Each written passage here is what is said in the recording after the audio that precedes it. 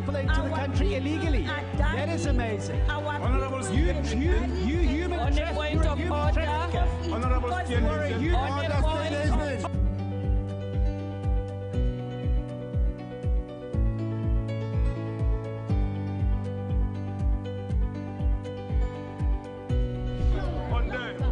they are not picking our calls. They made up their minds.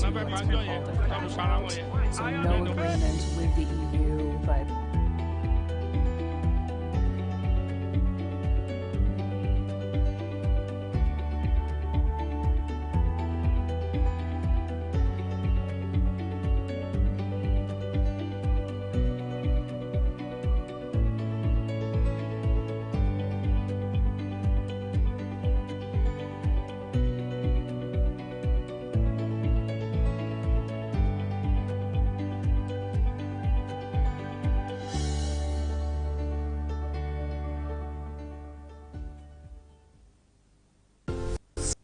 from the line across the ocean to the land beyond the mountains, through the Sahara, we bring on-the-spot news, live analysis, expert discussions on trending stories in politics, business, socio-economy, sports, and documentaries.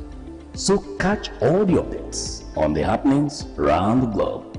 Stay focused on the fact today, only on ATN. Every day, our lives are changed by history. We are one people, all of us. Leaders, politics. Nobody's ambition is what they blood. I have fought very firmly. Natural occurrence, war, and the world economy. I belong to everybody, and I belong to nobody. ATN covers it all on ATN Politics today.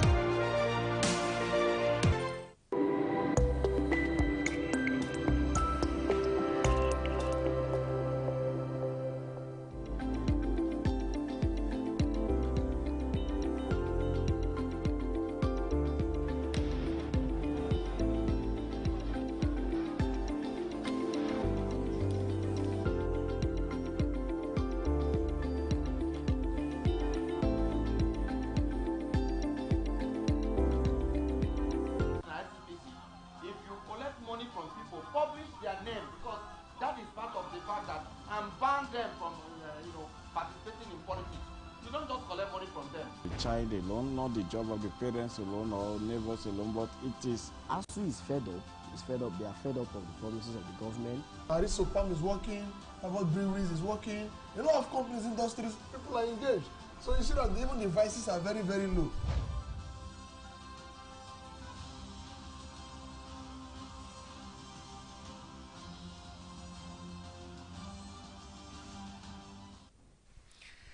A very beautiful afternoon to you and welcome to Primetime Advocacy. Our job here is very simple: provide you with relevant information on issues that affect the people at all scales and have the right professionals and relevant stakeholders advocating on these issues. This afternoon on Primetime Advocacy, I'll be doing this with you. You and I will be doing this, and of course we'll continue the conversation on our social media pages. But our first subject for this afternoon to advocate on is the case of the firemen. Government takes over prosecution of Bishop Durebube. And we have the issue go to Kaduna State, where RFI is saying we will sack all those that join the strike if they refuse to resume work. And on insecurity, stop blaming the media for your ineptitude and failure to protect Nigerians. Guess who? This according to Sheikh Gumi. We'll take a short break. When we come back, we'll go straight into the issues for this afternoon. We'll be right back. Meet the people making the difference in our time on ATN Icons. Here, we present you legends celebrated for their heroism in different fields and serve as role models today. ATN Icons, showing every Sunday 8 p.m. to 9 p.m. on Atlantic Television Network, StarTimes DTH channel 194, ATN Live on Google App Store, Facebook Atlantic Television Network, YouTube Atlantic Television Network, Instagram Atlantic TV Network, Twitter Atlantic TV Net. For sponsorship, 0810 634 1777. ATN Icons, celebrating the giants of our time.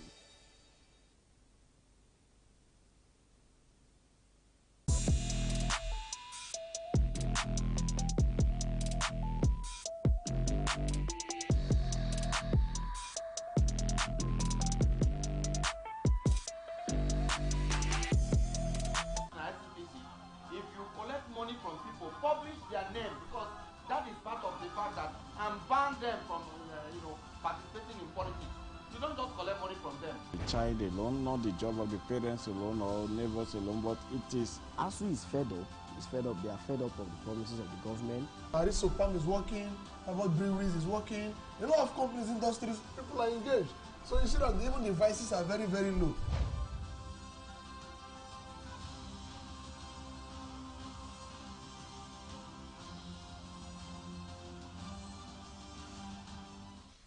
Good to have you back. I told you we are going to have an interesting time this afternoon.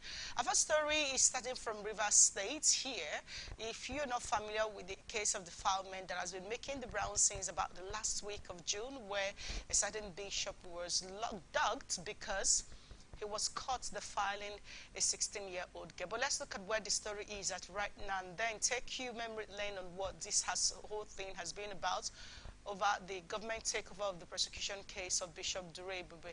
Now, the Rivers State government has taken over the prosecution of Bishop Felix Okbara Durebube, who was accused of defiling 16-year-old girl. The Office of Rivers State Attorney General and Commissioner of Justice will henceforth handle the police charges against him. Now, Durebube is a founder of Mercy House Church International and was arraigned on the 2-count charge bordering on child defilement by the Rivers State Command of Nigerian Police. The police said he defiled the teen between April 2021 and May 2022.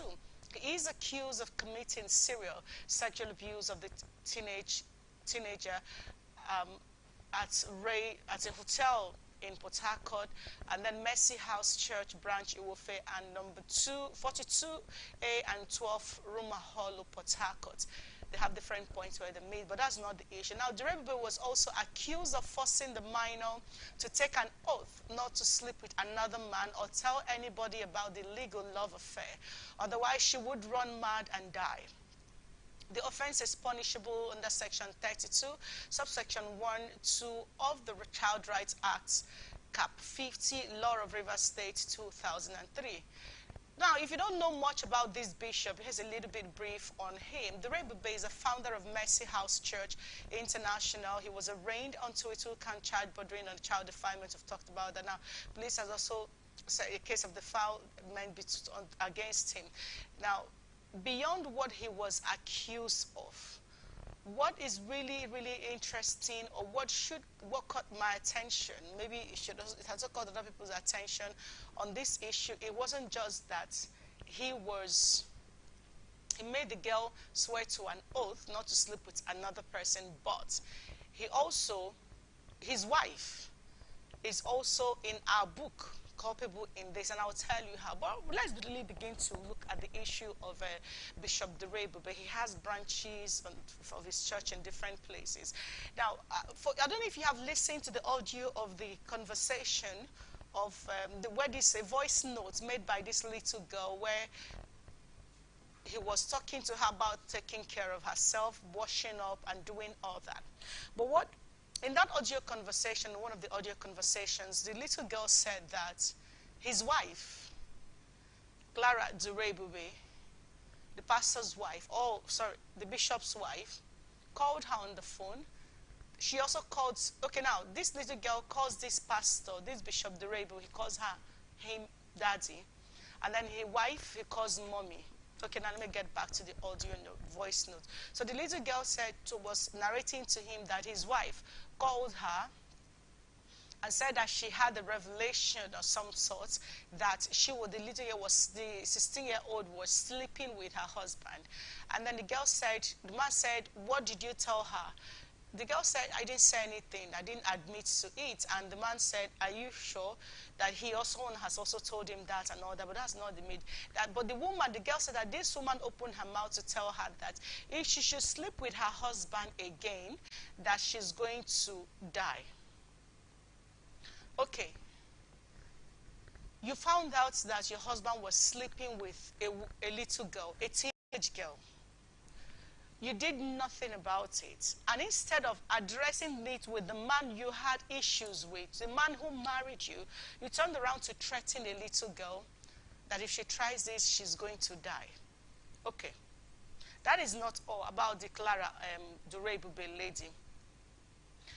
The Clara Durebube lady turned around when her husband was caught, when the issue made the news, they officially made the few days ago, and people where the voice notes was made public, she came out, made a post on her Facebook page, claiming that they're after her husband and that they will win, and nothing will go, that they will still win, and that's how she loves her husband and all that and all that. See, my concern as an adult Nigerian, as someone with young people around me and teenagers and what have you, I feel very deeply hurt when an adult woman, because you're married to a man, sees him, catches him in an act. Instead of you to address the act with the man, you turn around to threaten a vulnerable child, an innocent child who has no hand in, who shouldn't, okay, what's going to be the excuse here? Oh, nobody has seen this girl, to the best of my knowledge. We don't know what she looks like. But clearly from the voice note, you could tell that this is a little girl. So a woman knows that her husband is having extramarital affair with an underage child. One you shouldn't be having affair with. One who is entrusted with you because you call yourself a man of God, and she calls you daddy. That's what people call their pastors in Nigeria. So she calls you daddy. That's her father in the Lord. And you were sleeping with her, an underage girl. You made her take an oath. Now, she found out about this. A woman, a female, she didn't find a way to protect this girl from her husband. She ended up threatening the girl. And I'm wondering, why was she not arrested too? Clearly, she knew her husband was having an affair, and now she's coming out in public to defend the man. You see, I mean, this story has been everywhere and all that, but we really, really, really need to, for the sake of all of us, for the sake of our own children. We don't know what is going to happen to us, who these kids are going to be left in their hands tomorrow. We really need to stand up and begin to check some of these excesses. Come on now. This girl was meeting with this man in a hotel. They had a place where they stay.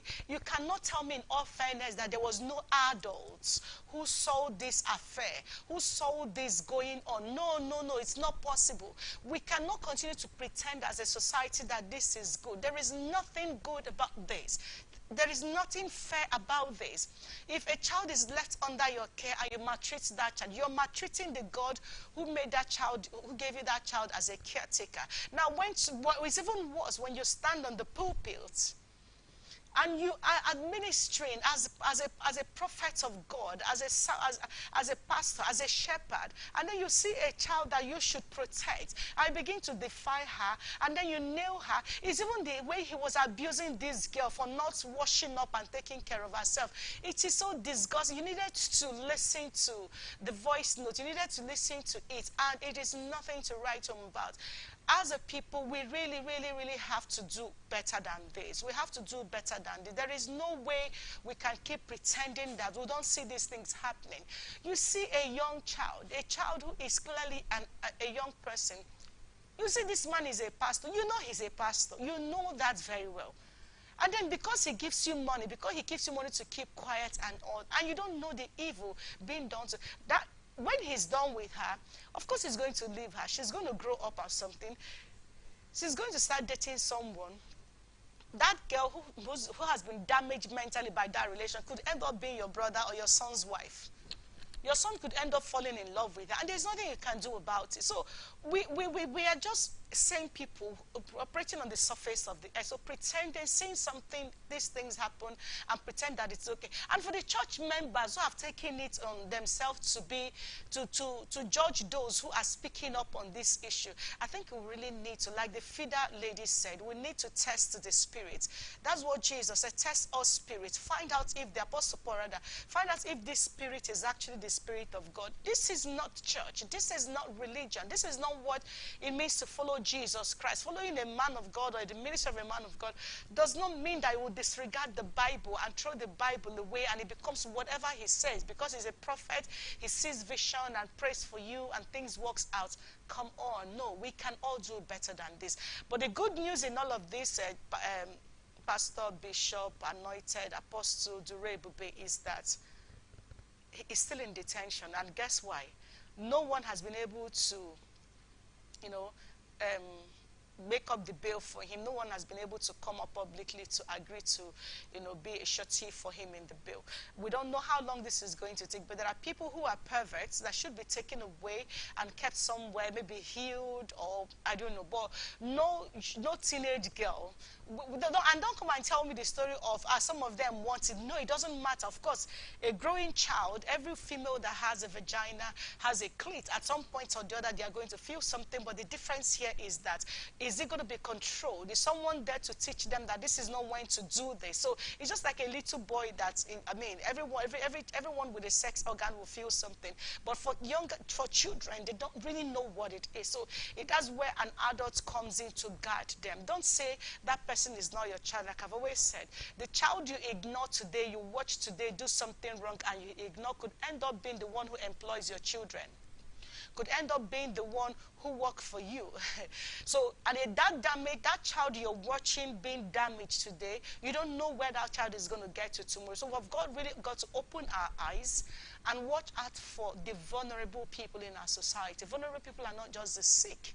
An underage child that is not being catered for by their parents can be a vulnerable child. Life has put them in a vulnerable situation. It becomes our collective responsibility to watch out and ensure that we know exactly what is going on with them and how to go about it. Now, we'll quickly go to Kaduna State. We can't continue on that. It's a heartbreaking story. We'll continue to follow it. But the most important in our advocacy on the Durable Bay and the teenage girl matter is very simple. Let us watch out for ourselves. Let us watch out for ourselves. We cannot overemphasize this. We've got to watch out for ourselves, ensure that when a child goes to school, the child you're watching come back from school or go to school, are they okay? Are they happy going out? Is there a teacher defiling them? Is there a pastor? That girl you're sending to go to daddy's house, go and take, mommy is not around, go and cook for him, go and clean for him. Are you sure that she's not being taken advantage of? Or you are aware as a mother, you're pretending because he's a pastor? We know a lot of mothers who know these things and they pretend about it. There is nothing okay with all this. So as the people, we've got to do better. See something, say something, address it, call it out. The fear is not going to solve the problem if it already exists. But let's go over to Kaduna State. Don't worry, we're not going to talk about the insecurity issues in Kaduna. This is something else. RFI is saying we will sack all those that joined the strike if they refuse to resume work. Okay. Now, the strike here is the NLC strike that happened a few days ago. The governor, who spoke on a live radio program yesterday night, among others, said ASU has problem with the federal government and not the state government. The acting vice chancellor has assured me that they will resume, and I've asked them to find out if they actually resume work, because I initially instructed that their salary be stopped. But I was later told they didn't join the strike. So I asked that it should be investigated, and those that collected salary and joined the strike will be asked to refund the salary. This is because Nigeria's laws no work, no pay. Nigeria law says no work, no pay. So whoever joined the strike will not be paid salary.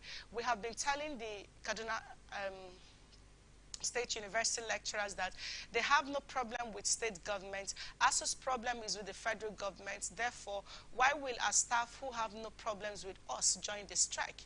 If this continues, he said, I will wake up one day to sack them all. I swear to God, we will sack them all and declare their positions vacant on the pages of newspaper. They once did same thing and we gave them warning. Now they repeated it. I'm only waiting to receive the reports from the Commissioner for Education. I swear to God, we will sack all those that join the strike if they refuse to resume work.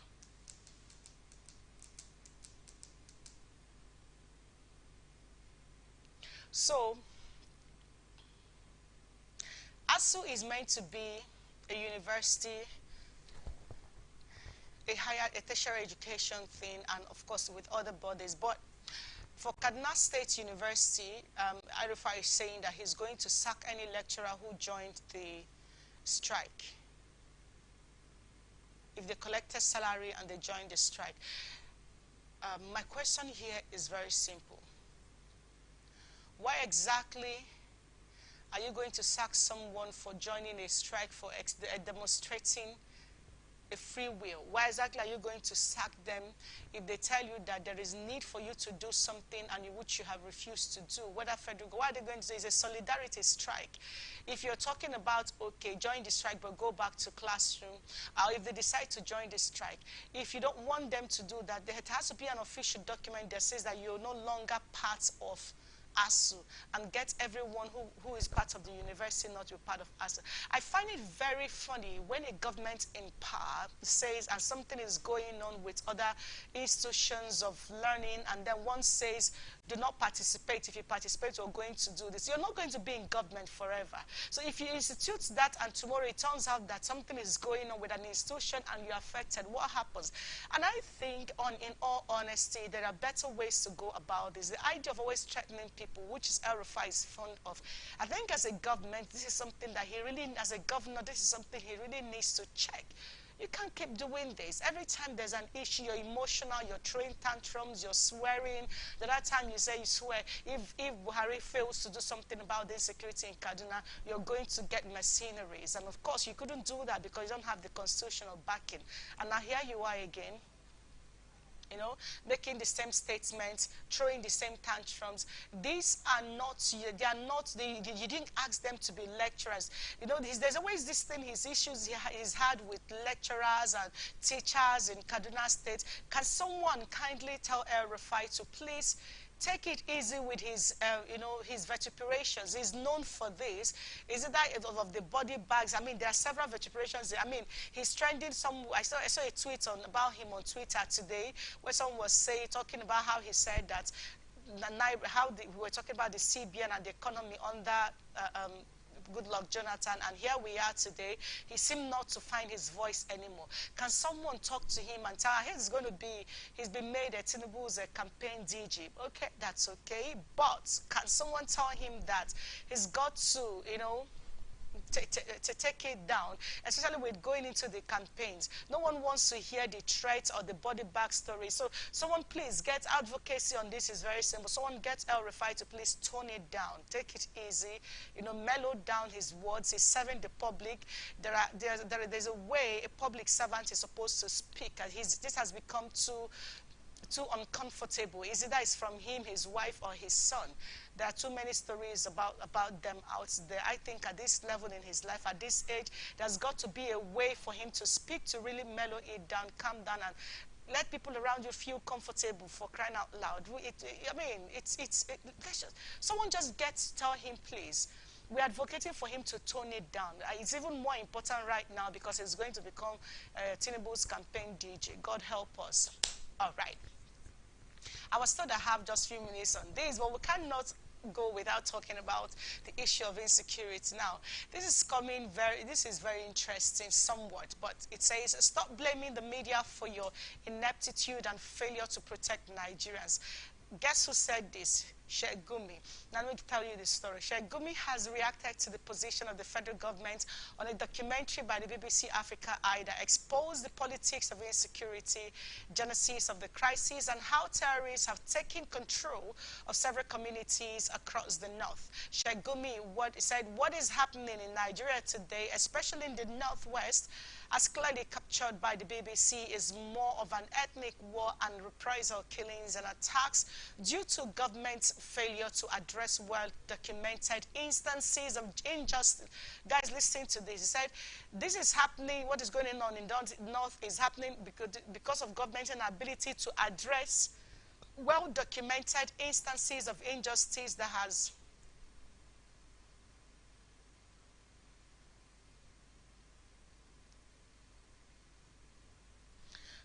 like I was saying, instances of injustice that was initially done to the Fulanese. What do you expect from a society, Fulani, where that were left in total ignorance and lack of education, especially when their primary means of livelihood, cattle, has been completely rustled by other criminal elements within and outside our security agencies without any effort by government to address the injustice. As I talk to you now, cattle rustling has not stopped. Now, many law-abiding Fulanese have fallen victims of official extortions of their cows. I have well-documented evidences involving some security agents that I personally intervened. How do you expect, as a government, to address insecurity, especially related to Fulani bandits, without addressing such instances of extortion and rustling?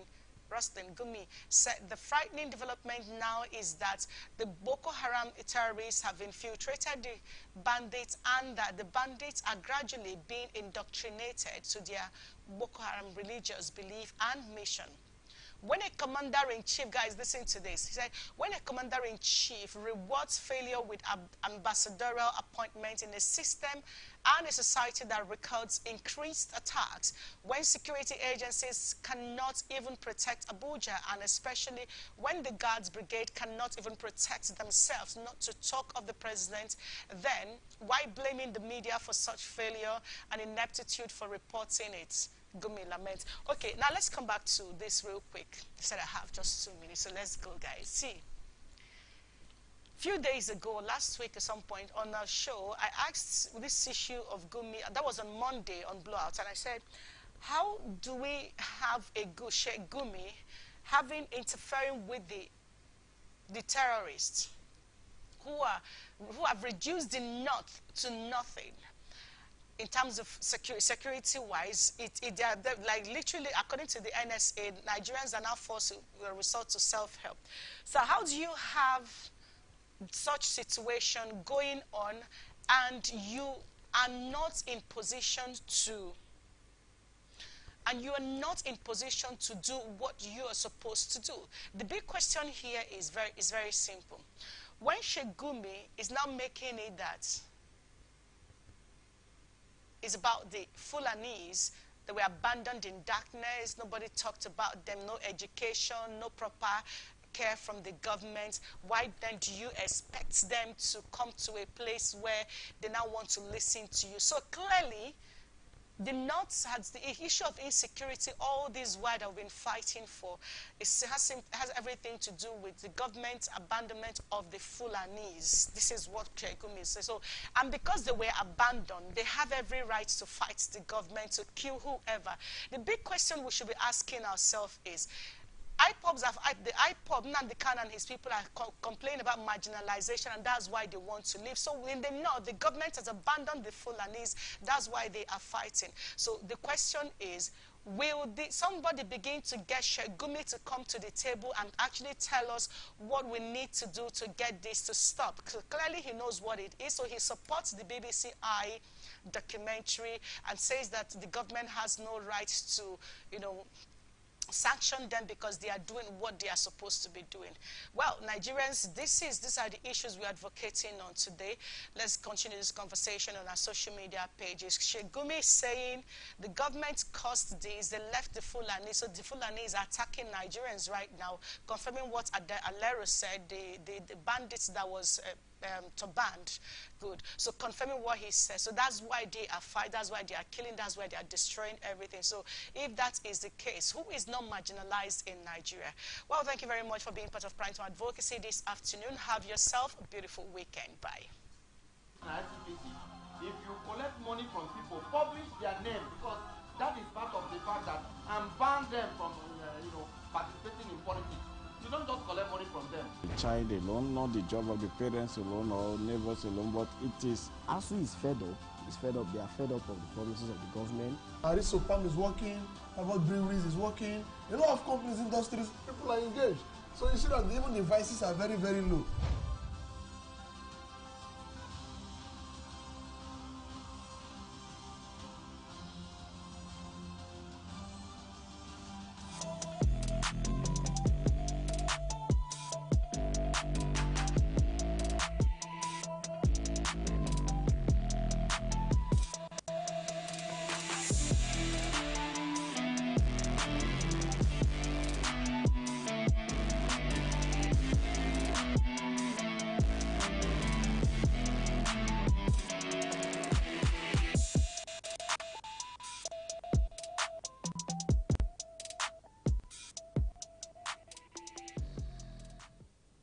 The people, the candidates, the party, the campaigns. What really makes an election year? Enough of the rhetorics. It's time for issue-based politics. 2023 elections. Who are the candidates? What do you know about them? Take a seat, relax, and join us for the 2023 elections on Atlantic Television Network, StarTimes, DTH, Channel 194, or ATN Live on Google Play Store and all our social media platforms. Twitter is at Atlantic TV Net. Facebook and YouTube is at Atlantic Television Network. On Instagram is at Atlantic TV Network. Elections 2023 from Mondays to Fridays at 8 p.m. Election 2023. We the people have a stake.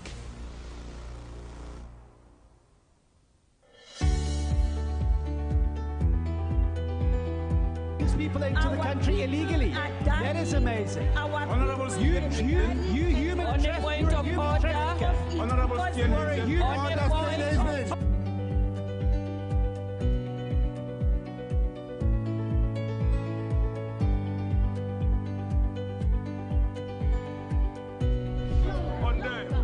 They are not picking our calls. They made up their minds. So no agreement with the EU, but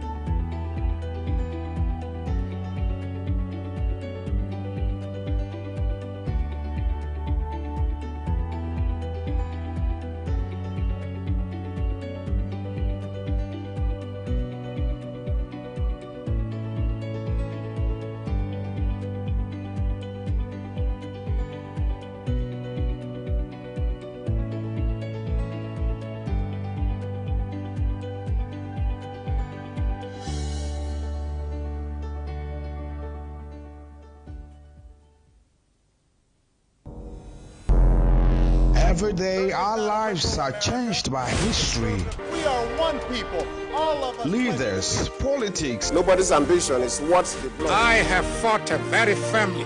Natural occurrence, war, and the world economy. I belong to everybody, and I belong to nobody. ATN covers it all on ATN Politics today.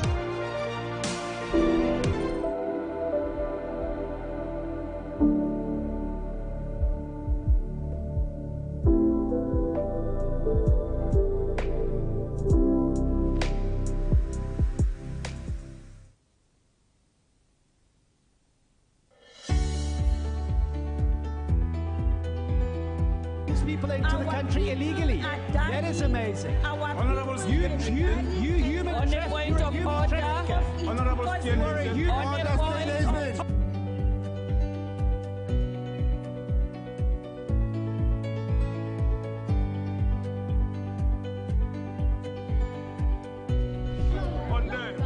They are not picking our calls. They made up their minds.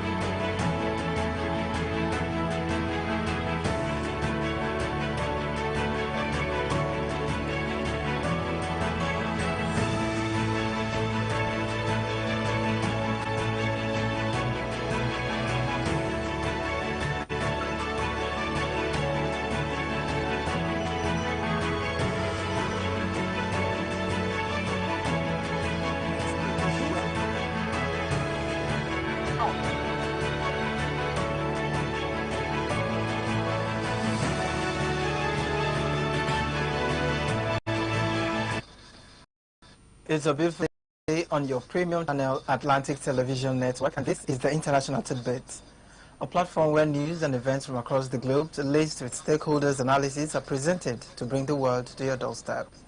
And now to stories making the headlines.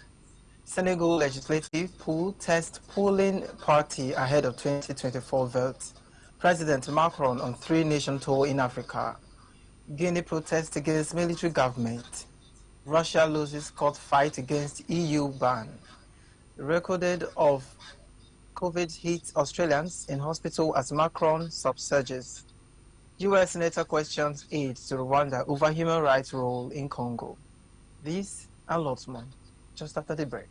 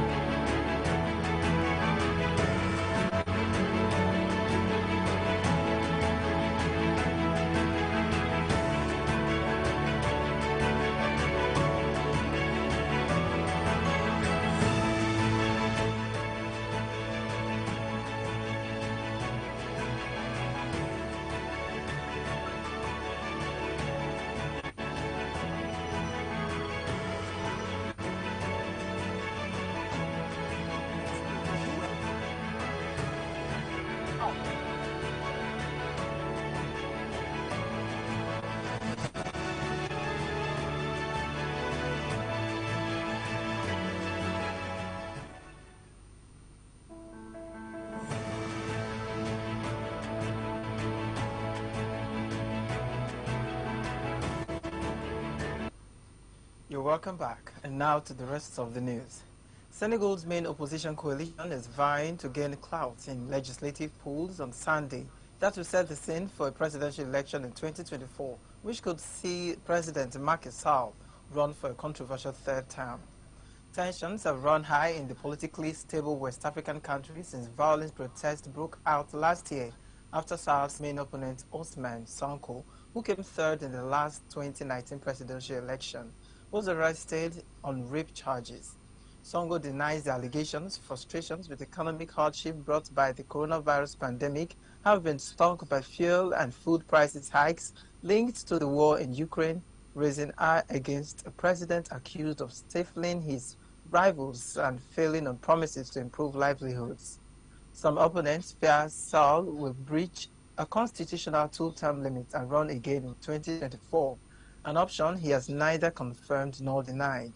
Amid growing discontent, opposition parties hope the ruling Benko Yaka coalition will see its parliamentary majority slip below the 125 out of 165 seats it currently occupies in the National Assembly.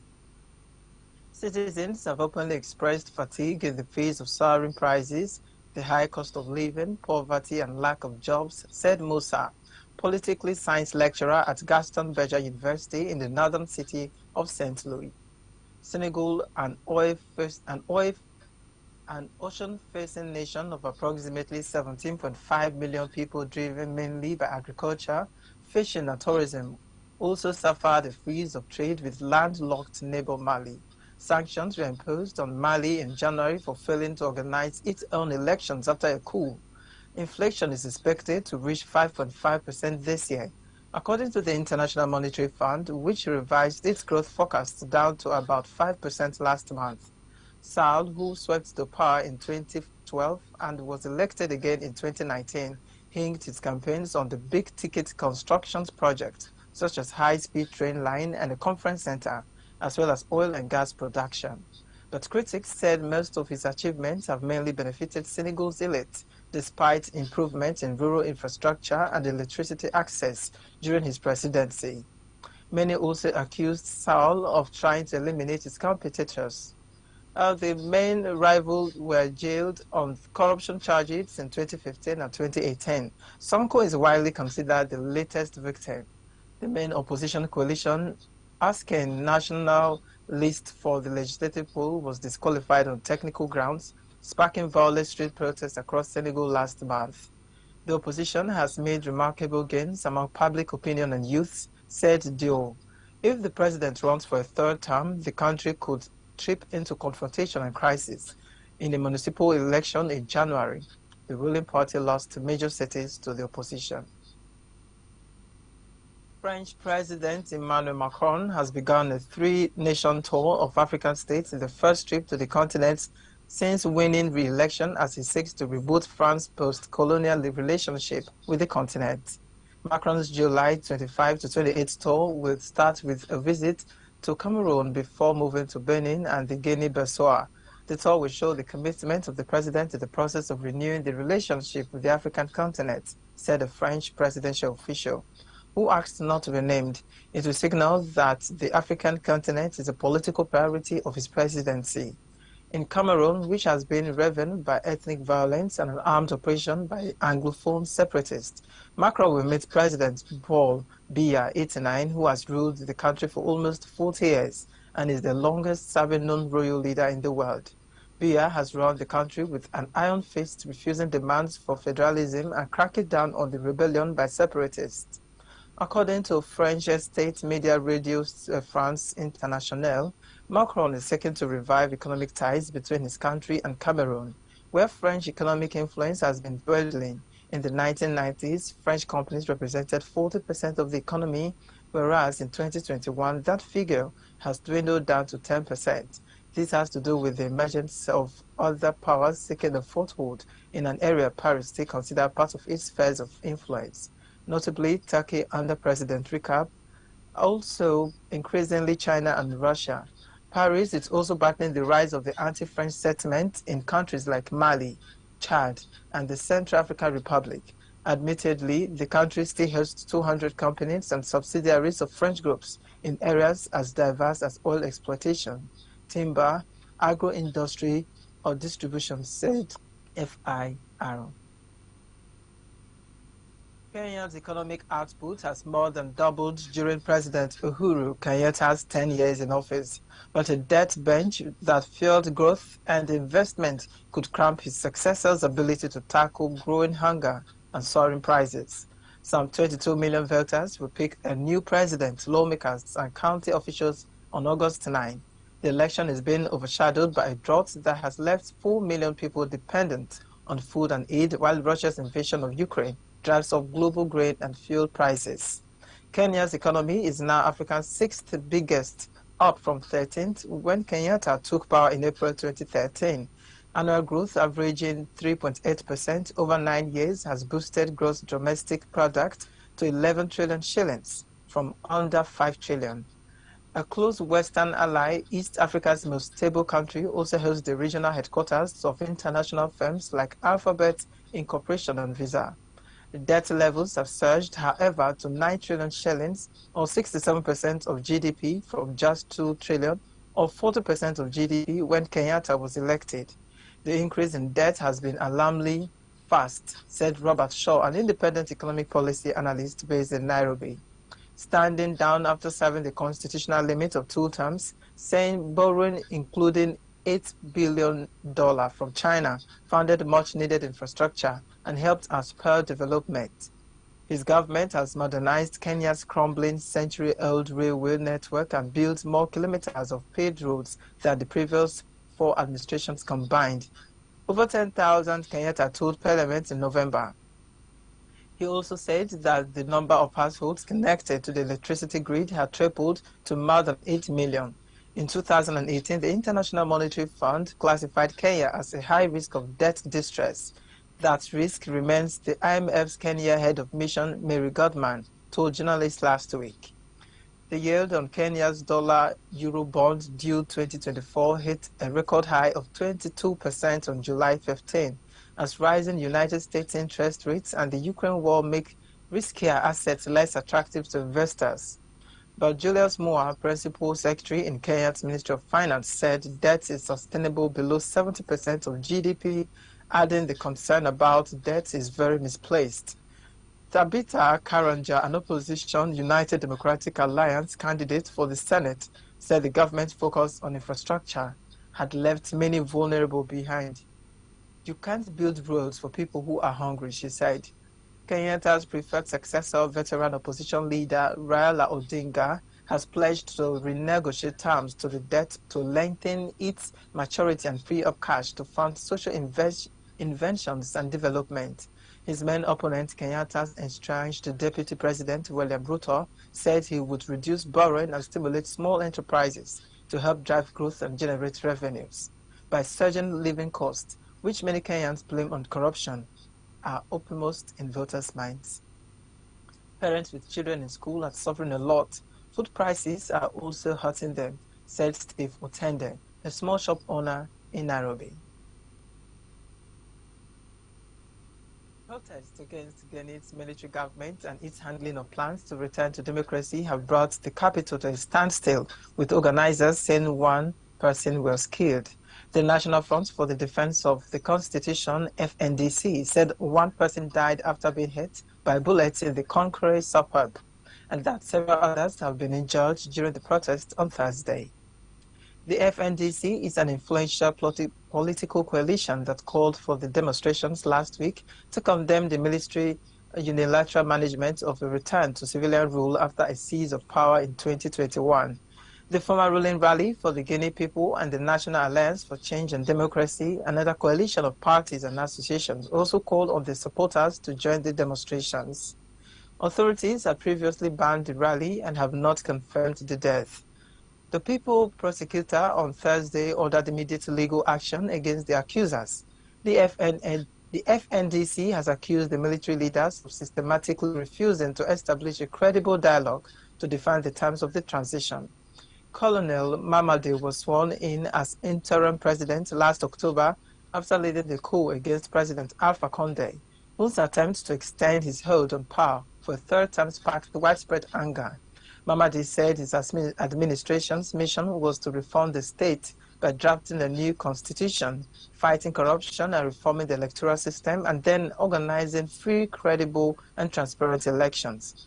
On Thursday, ECOWAS Regional Bloc Chair Umaru Ebalo said he had recently convinced the military to hasten the return to democracy. I was in Conakry with the president of the Commission of ECOWAS to make the military junta understand the decision of the Summit of Heads of State that the transition cannot exceed 24 months. Mbalo said, speaking alongside French President Emmanuel Macron at a briefing in Bissau.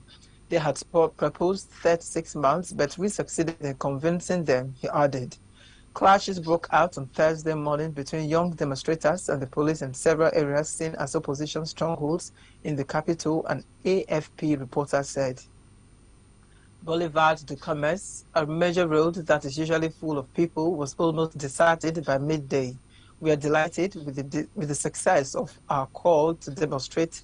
It was perfect, Ibrahima, the FNDC's head of operation, told AFP. The city has been quiet everywhere. The administration is paralyzed. It's been a great success for us.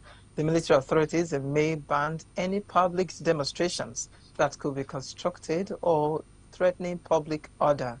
The FNDC had announced protests for June 2023, but later called them off, indicating that they were prepared to give the transitional administration a chance and start dialogue. But their patience snapped after a meeting with the authorities that the FNDC slammed as a parody. The group condemned the solitary and authoritarian conduct of the transition and its serious attacks on fundamental rights and freedoms. 3 FNDC leaders were arrested on July 5th, provoking violent demonstrations that were some of the first since the coup. All 3 were released after being found not guilty of the attempt of court over comments they had posted on social media criticizing the prosecutor's office and the military-appointed parliament. You're still listening to the Atlantic Television Network, and this is the International Tidbit. Don't forget to follow us up on all our social media platforms. To join us on Facebook and YouTube, it is at Atlantic Television Network. Stay with us as we join for a short break. Don't go there.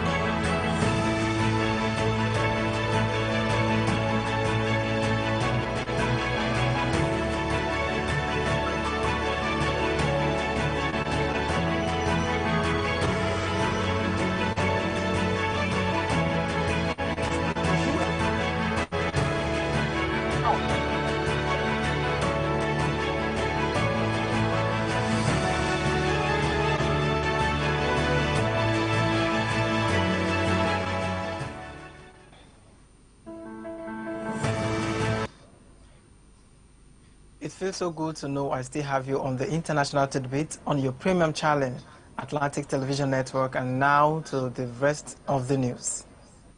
A rare pink diamond of 170 carats discovered in Angola recently is being feted as the largest such gemstone found in 300 years. According to Lulo Ross, it was found at the Lulo Alluvial Diamond Mine in Angola's Lulo North region. The mine's owner, the Lucapa Diamond Company, announced on Wednesday on its website. 10,000 diamonds is colored pink, so you are certainly looking at a very rare article when you find a large pink diamond, Lucapa CEO Stephen Weshethro told the Associated Press news agency. The pink gemstone is expected to fetch a high value when auctioned, but Withrow said he did not know what kind of premium will be paid because of its color. Lulo is an alluvial mine, which means the stones are recovered from a riverbed. Lucapa is searching for the underground deposits known as kimberlite pipes, which could be the main source of the diamonds, said Withrow. Speaking from the company's headquarters in Australia, we are looking for the kimberlite pipes that brought these diamonds to the surface. Withrow said, when you find these high-value large diamonds, it certainly elevates the excitement from our perspective in our hunt for the primary source. He said about 400 people are employed at the mine, which has already produced two largest diamonds ever found in Angola, including a 404-carat clear diamond. The pink gemstone is the fifth largest diamond found at the mine, where 27 diamonds of 100 carats or more have been found, according to Lucapa. He said about 400 people are employed at the mine, which has already produced the two largest diamonds ever found in Angola. The pink gemstone is the fifth largest diamond found at the mine, where 27 diamonds of 100 carats or more have been found, according to Lucapa. He said the pink diamond will be sold by international tender by the Angola State Diamond Marketing Company, SODEM. Angola's mines make it one of the world's top 10 producers of diamond. At least 4 people have died and 60 were injured by a powerful earthquake in the northern Philippines, the country's interior ministry has said. The 8:43 a.m. quake on Wednesday struck the mountainous and lightly populated province of Abra on Luzon, the country's main and most populous island, causing small landslides and collapsing some houses.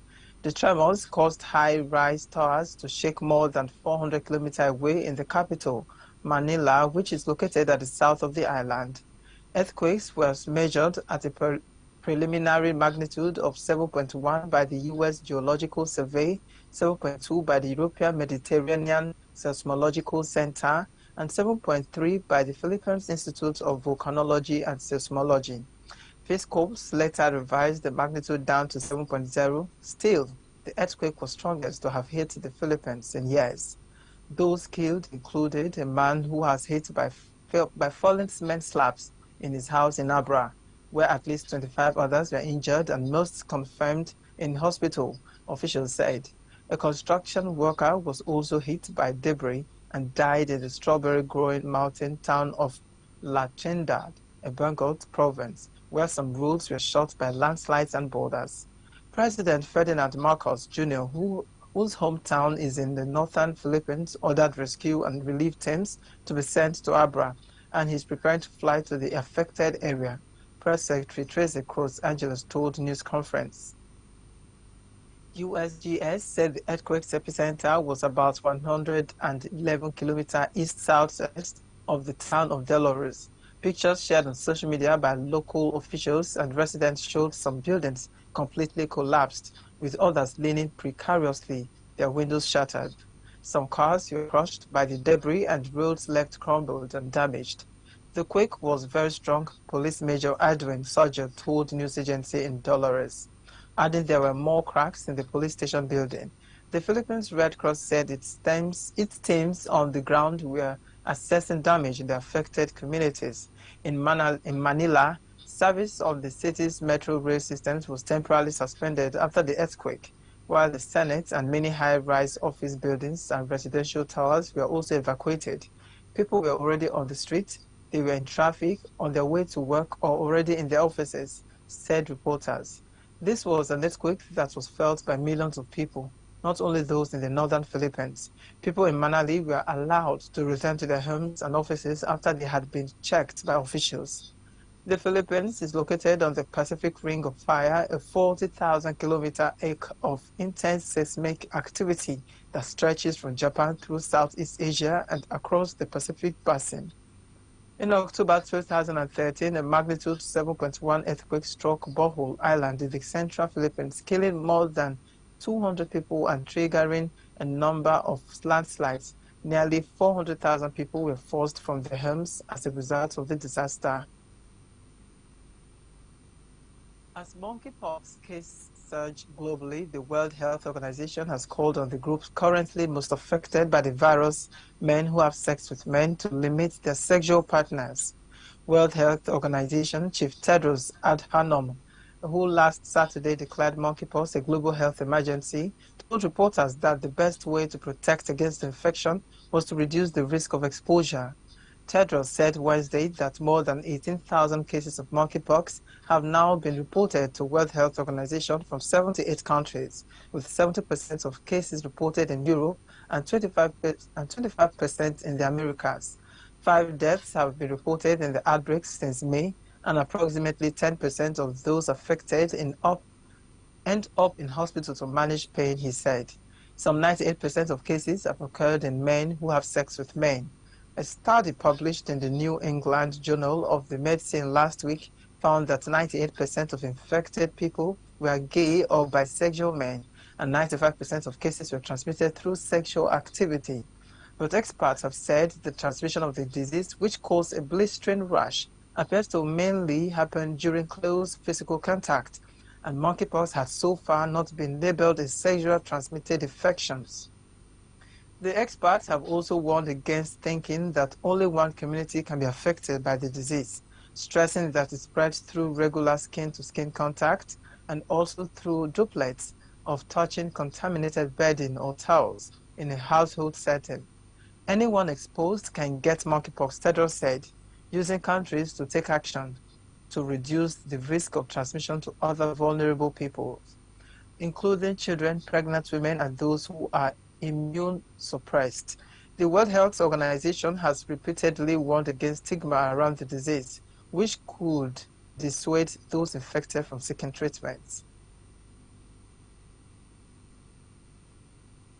State-controlled media outlet Russia today lost its court fight against the European Union ban imposed in March due to its systematic disinformation over Russia's invasion of Ukraine. Europe's second highest court upheld the EU decision. The Grand Chamber of the General Court dismisses France's application for annulment of acts of the Council adopted following the outbreak of the war in Ukraine, temporarily prohibiting that organization from broadcasting content. The Luxembourg-based General Court said judges endorsed the latitude of the EU's Council of Government Heads to take restrictive measures in this field and dismissed Russia's today's argument that the ban curtailed its freedom of expression. The limitations on RT France's freedom of expression, which the restrictive measures are issued, are liable to have are proportionate inasmuch as they are appropriate and necessary to the aims pursued. Judges said in their ruling, the court also finds that those measures do not disproportionately reach the essential contents. France's freedom to conduct business, since they are temporarily and reversible, they said. The EU sanction, which applies to RT's English units and operations in Britain, Germany, France, and Spain, means RT content cannot be broadcast or disseminated by EU operators.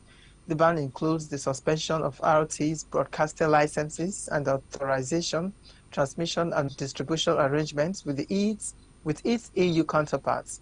Russia today can appeal on matters of law to the Court of Justice of the European Union, its EU's highest ally. Stay with us as we jump off for a short break. Don't go nowhere.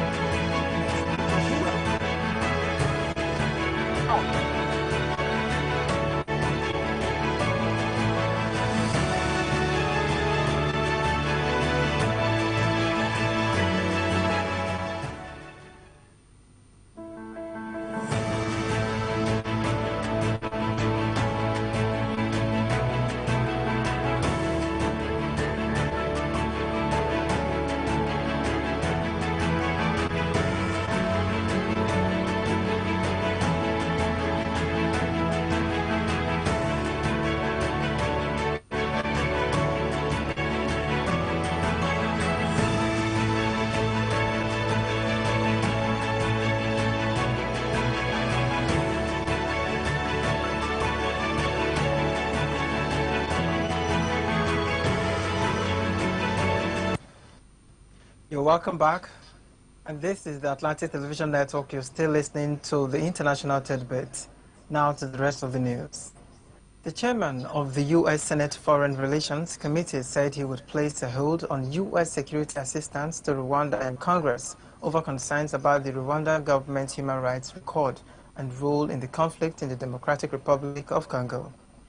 In a letter to U.S. Secretary of State Antony Blinken, Senator Robert Menendez called for a comprehensive review of U.S. policy towards Rwanda. Menendez said he would begin by placing a hold on several $1 million in support for Rwanda peacekeepers participating in UN missions. According to the letter, which was leaked to media, which his office confirmed was authentic, a hold is a Senate procedure that prevents a motion from reaching the floor for a vote. Menendez said he feared that U.S. support for the Rwanda military while it is deployed to Congo and backing rebels who would send a troubling signal that the U.S. tacitly approves of such actions. The M23 rebel group began a major offensive in Congo's eastern borderlands with Rwanda at the end of March. Congo has accused Rwanda of backing M23, which Kigali denies. The United States allocated more than $147 million in foreign assistance to Rwanda in 2021, making it Rwanda's largest bilateral donor. Menendez also cited what he said were credible accusations that the Rwanda government was muzzling critics at home and targeting dissidents living outside the country. The U.S. State Department revealed its policies in response to events on the ground and would consult closely with Congress on the question of aid to Rwanda, Department spokesperson Ned Price said on Monday. We've said before that we are concerned about the rising tensions between the DRC and Rwanda. Price told a regular press briefing, urging both sides to exercise restraint and engage in a dialogue. Spanish consumer prices have risen at the fastest pace since September 1984. National statistics for July showed as inflation in the European countries using the euro currency shot up to another record. Preliminary data released on Friday by Spain's National Statistics Institute said prices increased from 10 to 8% year-on this month, up from 10 to 2% in June. Like most countries in Europe, Spain is battling a major surge in inflation as a result of the fallout from the war in Ukraine and the reopening of the economy after COVID-19 related lockdowns. Economy Minister Nadia Calvino warned this week that inflation constituted the main challenge for the Spanish economy. INE said the inflation was mainly due to high prices for the food and non-alcoholic beverages, as well as for electricity costs, although those dipped compared with the period through June. The government, led by Socialist Prime Minister Pedro Sanchez, said it's expecting inflation to slow somewhat in the second half of the year. It has unveiled a series of measures to help households to businesses cope with the cost of living crisis, such as fuel subsidies and lower electricity taxes. Sanchez, the measures amount to 30 billion euros, or 2.3% of Spain's gross domestic product. Separately on Friday, figures published by the European Union Statistics Agency showed that annual inflation in the Eurozone's 19 countries rose to 8.9% in July, an increase from 8.6% last month. Inflation has been running at its highest level since 1997, when record-keeping for the euro began.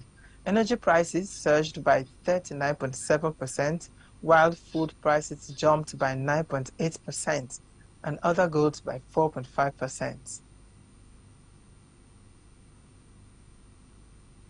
Tunisians began voting Monday in a referendum on a new constitution that critics of President Kais Saied fear will mold the democracy that emerged from a 2011 revolution by handing him nearly total power.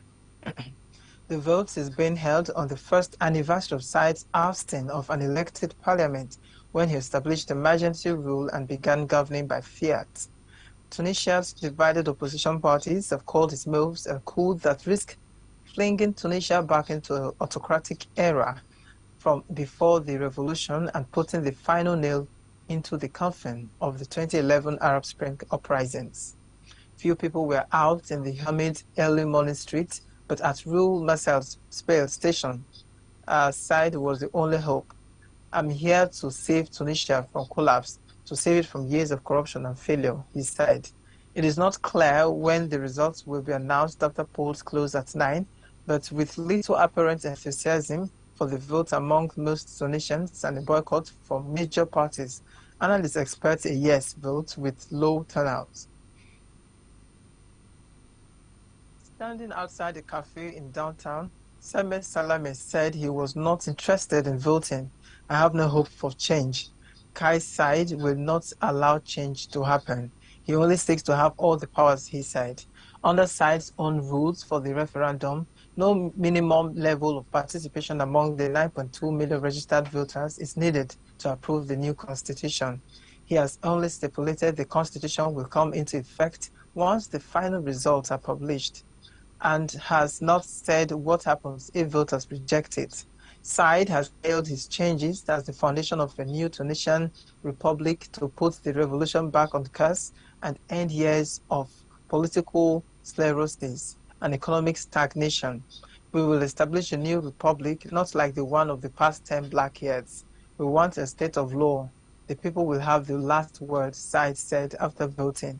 However, while nearly all major political parties and civil society organizations have denounced his unilateral approach to rewriting the constitution and the legitimacy of the referendum, they have failed to build a united front. Disunity was visible in protest against Said in recent days. The Islamist Ennahda, the biggest party in parliament, took part in protests on Saturday. Civil society organizations and smaller parties held one on Friday. A party that backed the pre-revolution autocracy held its own birthdays. The protests attracted only small numbers, but rallies organized by side supporters have also had only modest attendance, and there had also been little sign of excitement around the campaign. Most Tunisians seem more focused on the dire state of the economy and rising prices. However, the economic decline since 2011 has left many people angry at the parties that have governed since the revolution and disillusioned with political system they ran. I don't support Said, but I will vote yes in the referendum because those protesting against it are the main cause of our problems for the past decade, said Mohammed, a Tripoli resident. One of the 3 parliamentary elections had 2 presidential elections since the revolution. The lowest turnout of 41% was in 2019 for the chamber that said has dissolved. A turnout on Monday far below the rate would further call into question the legitimacy of Said's new constitution and his project to remark Tunisian politics. The Palestinian Authority is carrying out one of the largest political arrest campaigns in years against Palestinians in the Israeli-occupied West Bank, with at least 94 people arrested over the past 2 months. 2 arrested include university students and journalists, with at least 20 still in detention, according to the Ramallah-based Lawyers for Justice group. None were charged with any offenses, and most were released after 10 days in prison.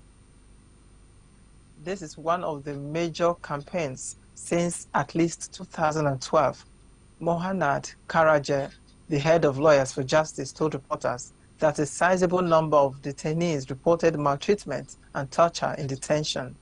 Karaja said the majority of those arrested were Hamas or Palestinian Islamic Jihad activists, as well as, to a lesser extent, individuals affiliated with the PS governing party Fatah and the left-wing Palestinian Front of the Liberation of Palestine. We receive new cases every day, Karaja, whose firm represents political detainees, said. The lawyer also noted that a large portion of the people being arrested were imprisoned in Israeli jails in the past, making their detention by the PA more controversial for Palestinians. The majority were interrogated after their political activism, for example, about their participation in elections, whether as candidates or as supporters of certain lists, and others, like students, about their student union activists, said Karaje. The PA and its security forces are frequently criticized by rights groups, over what they refer to as the systematic arrest and torture of dissidents, including students, journalists, and political activists. In a joint United Nations submission by Lawyers for Justice and Human Rights, earlier this month, the group said such practices amount to government policy and are used to punish and intimidate critics and opponents, including those detained for social media posts, critical journalism, or membership in rival political movement or student group. Tala, spokesman for the Palestinian Security Services, acknowledged that the PA has conducted a campaign of arrests recently and justified its necessary. Stay with us as we jump off for a short break. Don't go nowhere.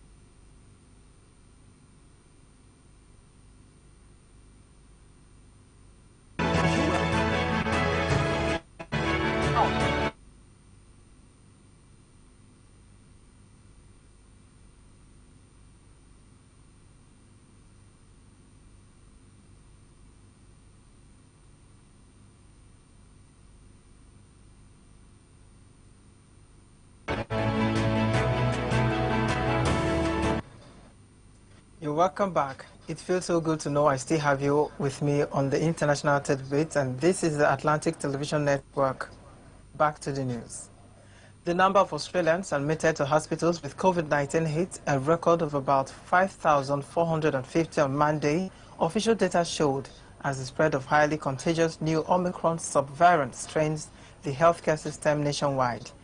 The figure has grown since late June as the BA4 and BA5 strains became dominant since they can evade immune protection, whether from vaccination or prior infection, while some experts say the latter can be as infectious as measles. The number of those in hospitals is the highest since the emergence of the coronavirus, exceeding January's high of 5,390 during the first wave of Omicron infections. Daily death tolls have also risen, topping 100 on Saturday for the first time. More than 1,000 retirement homes were suffered outbreaks, the government said, as the elderly are largely affected. With several aged care centers battling a shortage of staff, the support of defense personnel in such facilities is to be extended until the end of September. Defense Minister Richard Marles said, "It is an extreme measure and it is right to describe it as that," he told APC television, "given the number of outbreaks that we've got right now. This is the right thing to do. Many frontline workers in hospitals are also sick or in isolation, worsening the healthcare crisis. During a harsh winter with both COVID-19 and the flu virus circulating, authorities have recommended the use of masks indoors and urgent boosters doses of vaccine. while telling businesses to allow work from home. Australia, one of the countries most heavily vaccinated against COVID-19, has given 2 doses to about 95% of those older than 16, and although just about 71% have had booster shots, still, its tally of about 9.13 million infections and 11,181 deaths was lower than many developed economies. And finally, firefighters on Monday finally started to control California's largest wildfire so far this year, halting its eastward expansion toward nearby Yosemite National Park, while thousands of people remained under evacuation orders. The Oak Fire has expanded rapidly after it began on Friday, overwhelming the initial development of firefighters as extremely hot and dry weather fueled its gobbling pace through dry forests and underbrush. But Monday was a successful day for aircrafts and firefighters as helicopters dropped 300,000 gallons, that's about 1.4 million liters of water on the fire, the California Department of Forestry and Fire Protection said in a Monday night update. The fire grew to 17,241 acres. That's about 6,977 hectares by Monday night, about 3% increase from Monday morning, CAL FIRE said, more than half the size of San Francisco. It was 16% contained, up from 10% contained on Monday morning, and 3,700 people had been evacuated. The report contrasted with comments on Sunday from several CAL FIRE officials who said the fire initially behaved unlike any other they had seen and defied their best efforts of containment, with burning embers sparking smaller fires up to 2 miles in front of the main conflagration.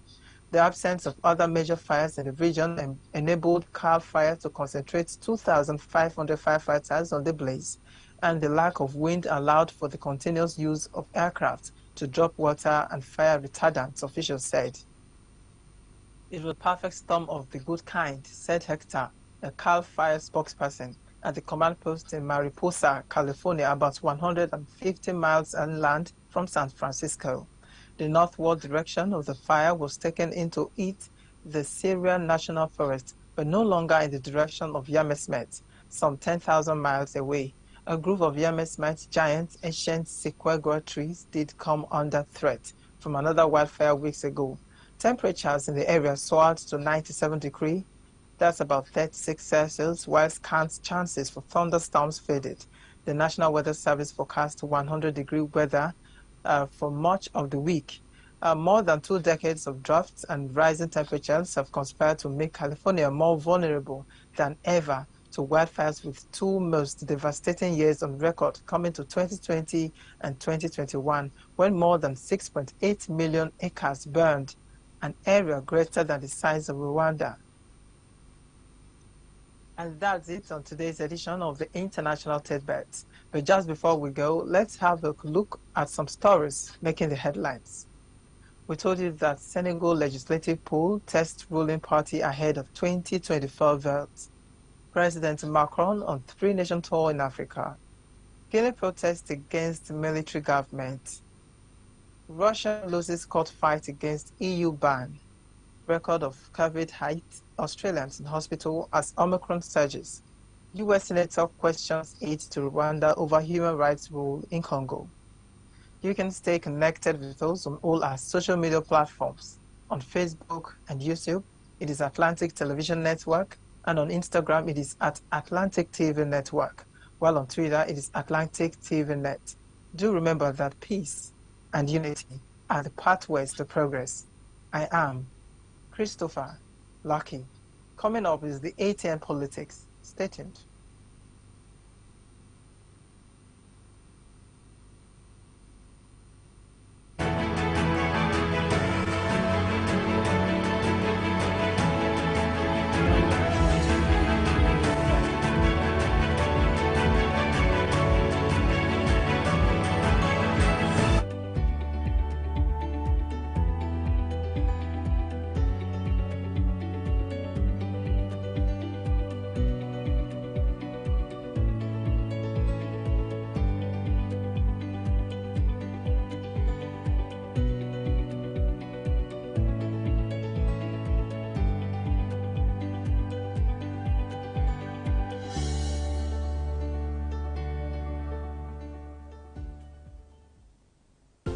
beyond the line, across the ocean, to the land beyond the mountains, through the Sahara. We bring on-the-spot news, live analysis, expert discussions on trending stories in politics, business, socio-economy, sports, and documentaries. So catch all the updates on the happenings around the globe. Stay focused on the fact today, only on ATN.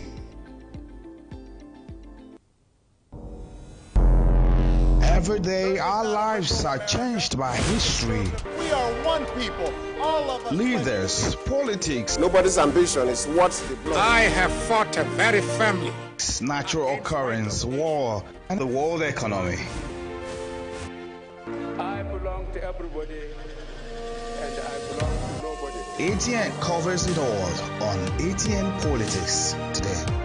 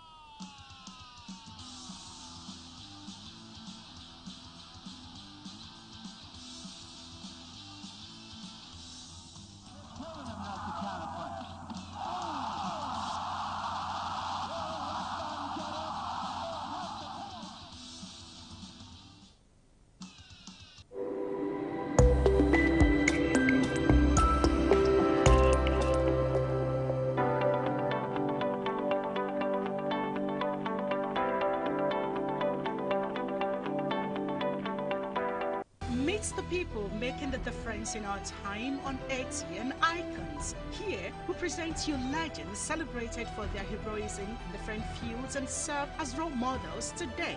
ATN Icons, showing every Sunday 8 p.m. to 9 p.m. on Atlantic Television Network, StarTimes DTH channel 194, ATN Live on Google App Store, Facebook Atlantic Television Network, YouTube Atlantic Television Network, Instagram Atlantic TV Network, Twitter Atlantic TV Net. For sponsorship 0810-634-1777. ATN Icons, celebrating the giants of our time.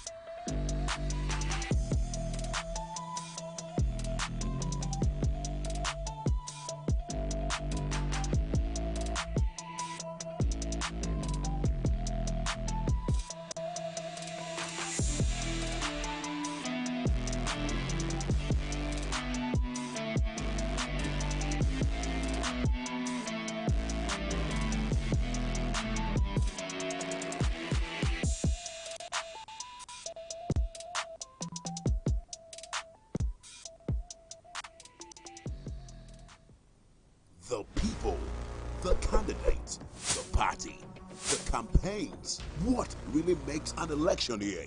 Enough of the rhetorics. It's time for issue-based politics. 2023 elections. Who are the candidates? What do you know about them? Take a seat, relax, and join us for the 2023 elections on Atlantic Television Network, StarTimes, DTH, channel 194, or ATN Live on Google Play Store and all our social media platforms. Twitter is at Atlantic TV Net. Facebook and YouTube is at Atlantic Television Network. On Instagram is at Atlantic TV Network. Elections 2023 from Mondays to Fridays at 8 p.m. Election 2023. We the people have a stake.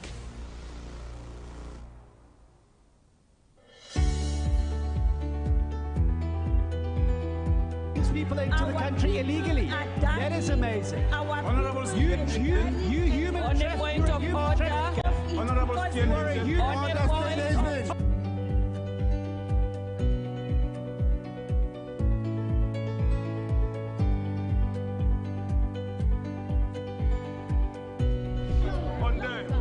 They are not picking our calls. They made up their minds. So no agreement with the EU, but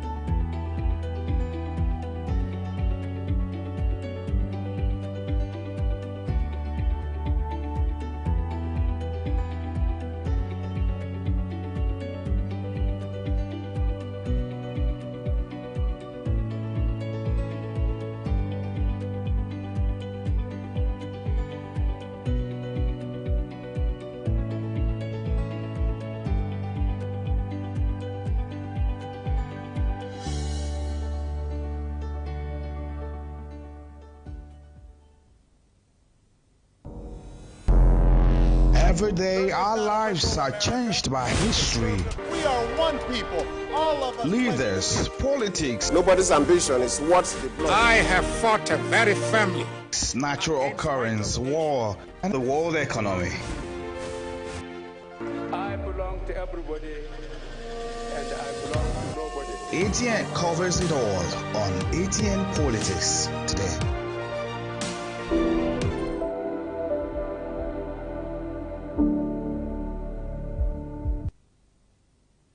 Fought very firmly. Natural occurrence, war, and the world economy. I belong to everybody. It's all on ATN Politics today.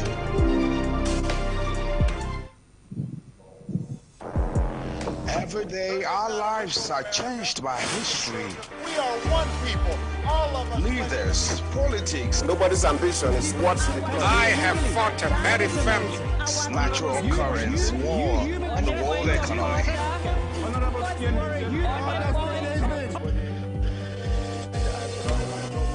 ATN covers it all on ATN Politics today.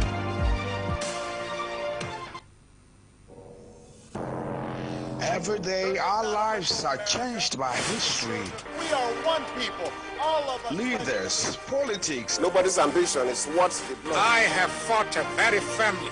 Natural occurrence, war, and the world economy. I belong to everybody, and I belong to nobody. ATN covers it all on ATN Politics today.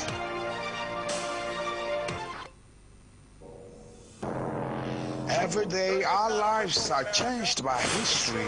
We are one people, all of us. Leaders, politics. Nobody's ambition is what's the blood. I have fought a very family. Natural occurrence, war, and the world economy.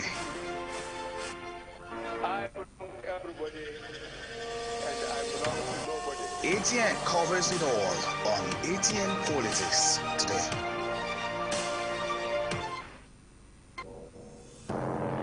Every day, our lives are changed by history. We are one people, all of us. Leaders, politics. Nobody's ambition is what's the blood. I have fought a very family. Natural occurrence, war, and the world economy. I belong to everybody, and I belong to nobody. ATN covers it all on ATN Politics today.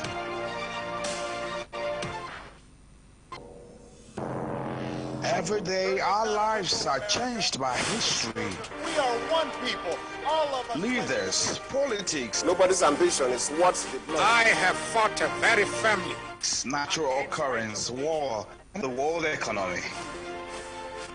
I belong to everybody, and I belong to nobody. ATN covers it all on ATN Politics today. Hello and welcome to the program ATN Politics. Perhaps this is your fourth time of joining us on the show. The program is a platform through which trending political news, events and stories are discussed with stakeholders, experts as well as reporters. Through this conversation, ATN uses political talks about specific issue, party system and actors to explore hope and gender positive impact to the society.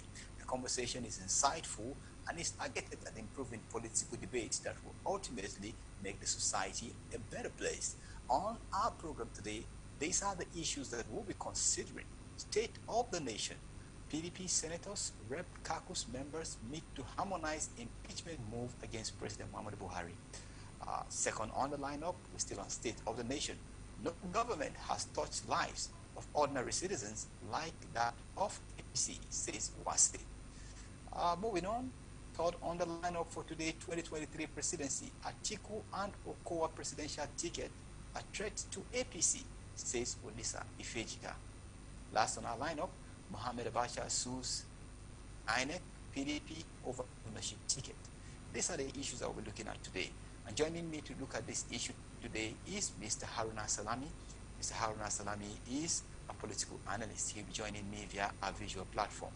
Please don't go anywhere. We'll be right back after this break. Every day, our lives are changed by history. We are one people, all of us. Leaders, politics. Nobody's ambition is what's the blood. I have fought a very family.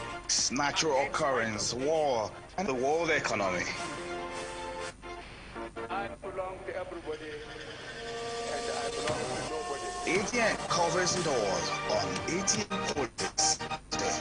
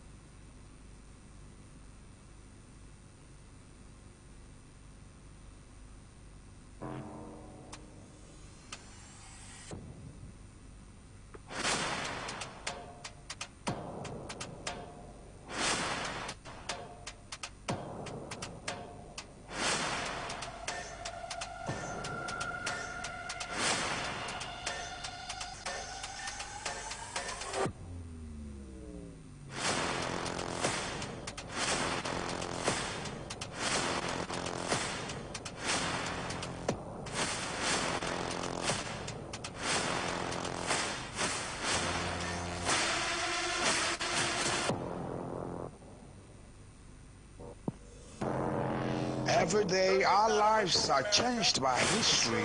We are one people, all of us. Leaders, politics. Nobody's ambition is what's the blood. I have fought a very family. Natural occurrence, war, and the world economy. I belong to everybody, and I belong to nobody. ATN covers it all on ATN Politics today. Welcome back. If you're just joining us, you're still watching ATN Politics. Remember, you've not missed any part of the show. We're just getting started. And joining me via our video platform is Mr. Haruna Salami. Mr. Haruna, welcome to the program. Thank you very much. It seems we're having a connection problem, but let's get started with the first issue on the lineup.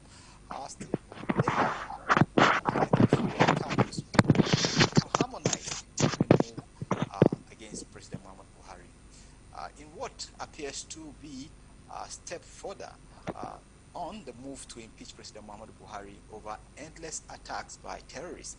PDP lawmakers in the Senate and the House of Representatives on Thursday met behind closed door in Abuja.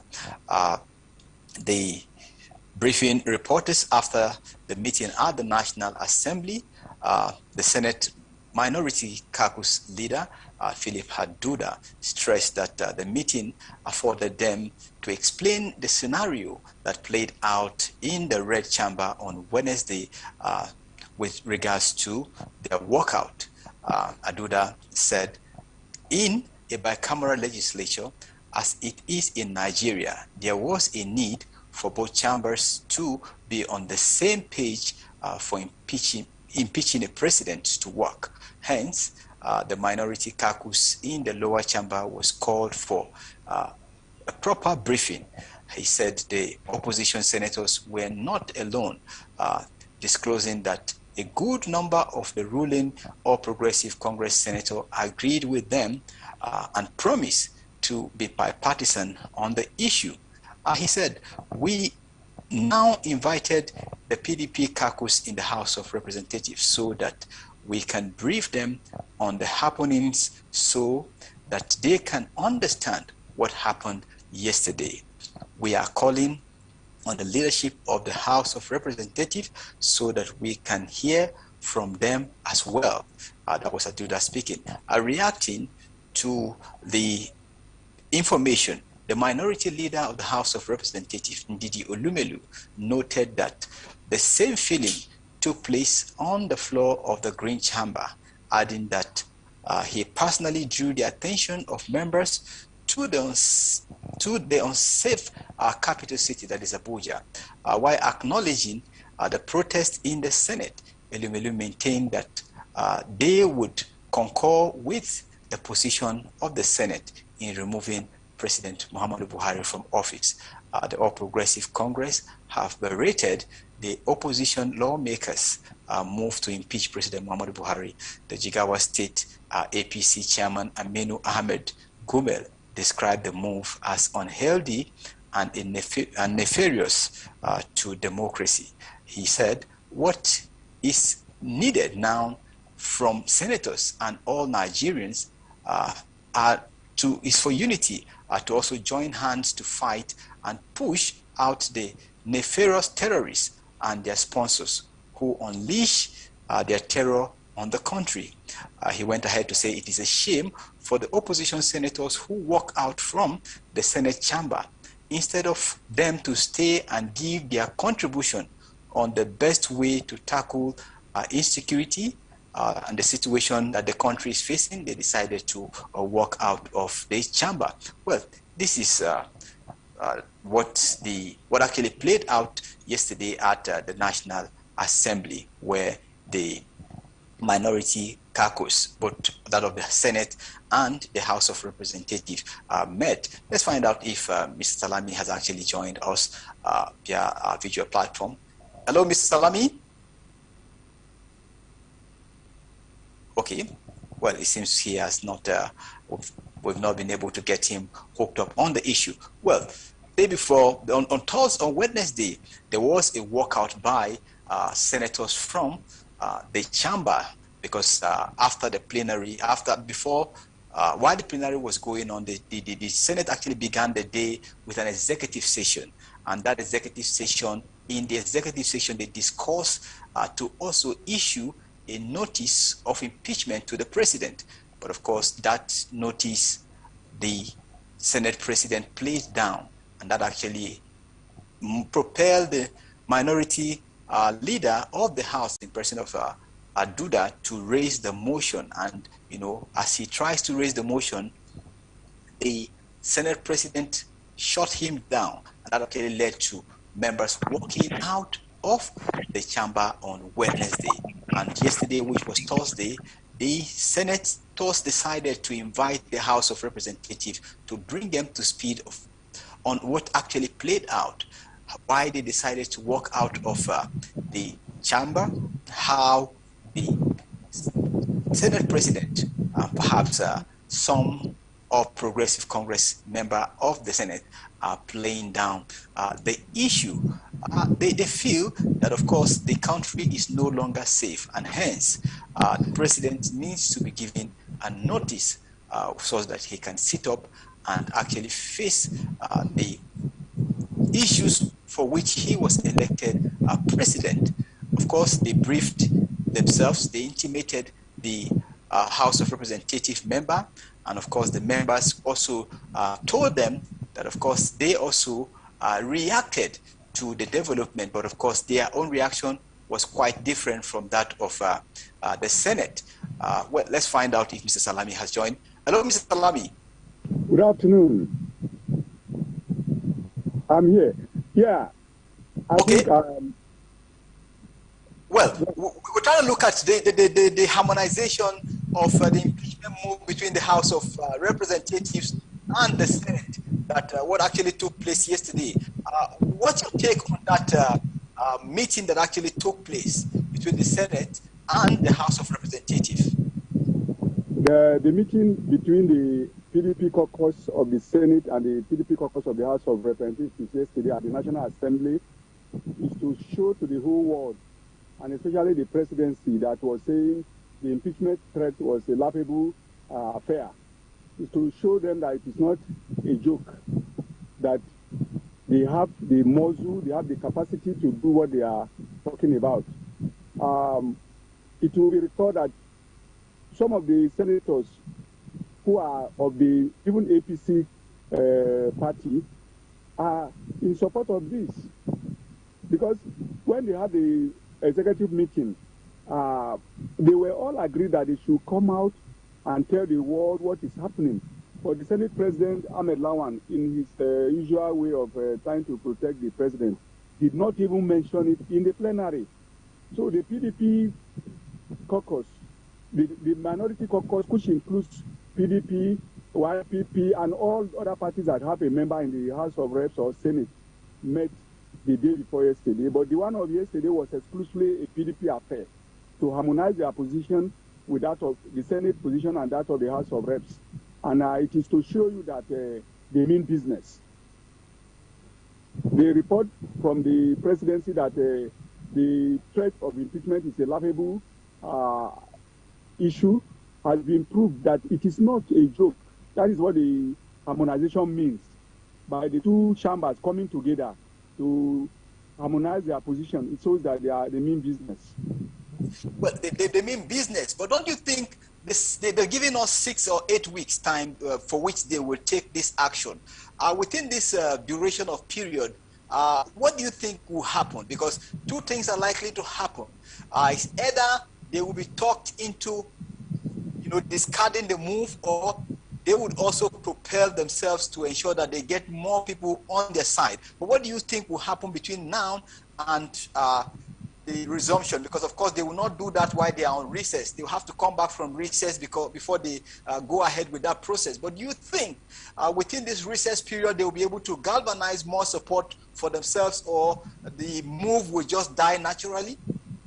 No, Vincent, I think what it means is that the 6 weeks they gave the Mr. President is for him to do everything within his power, his presidential power, to solve this insecurity problem. You can imagine that in Abuja, the federal capital, is not even safe. even yesterday, there was a serious attack on military personnel at Zuma Rock, that roadblock, which I'm sure you have passed there before when you are going to Kaduna after Madala. Yeah, I know the roadblock.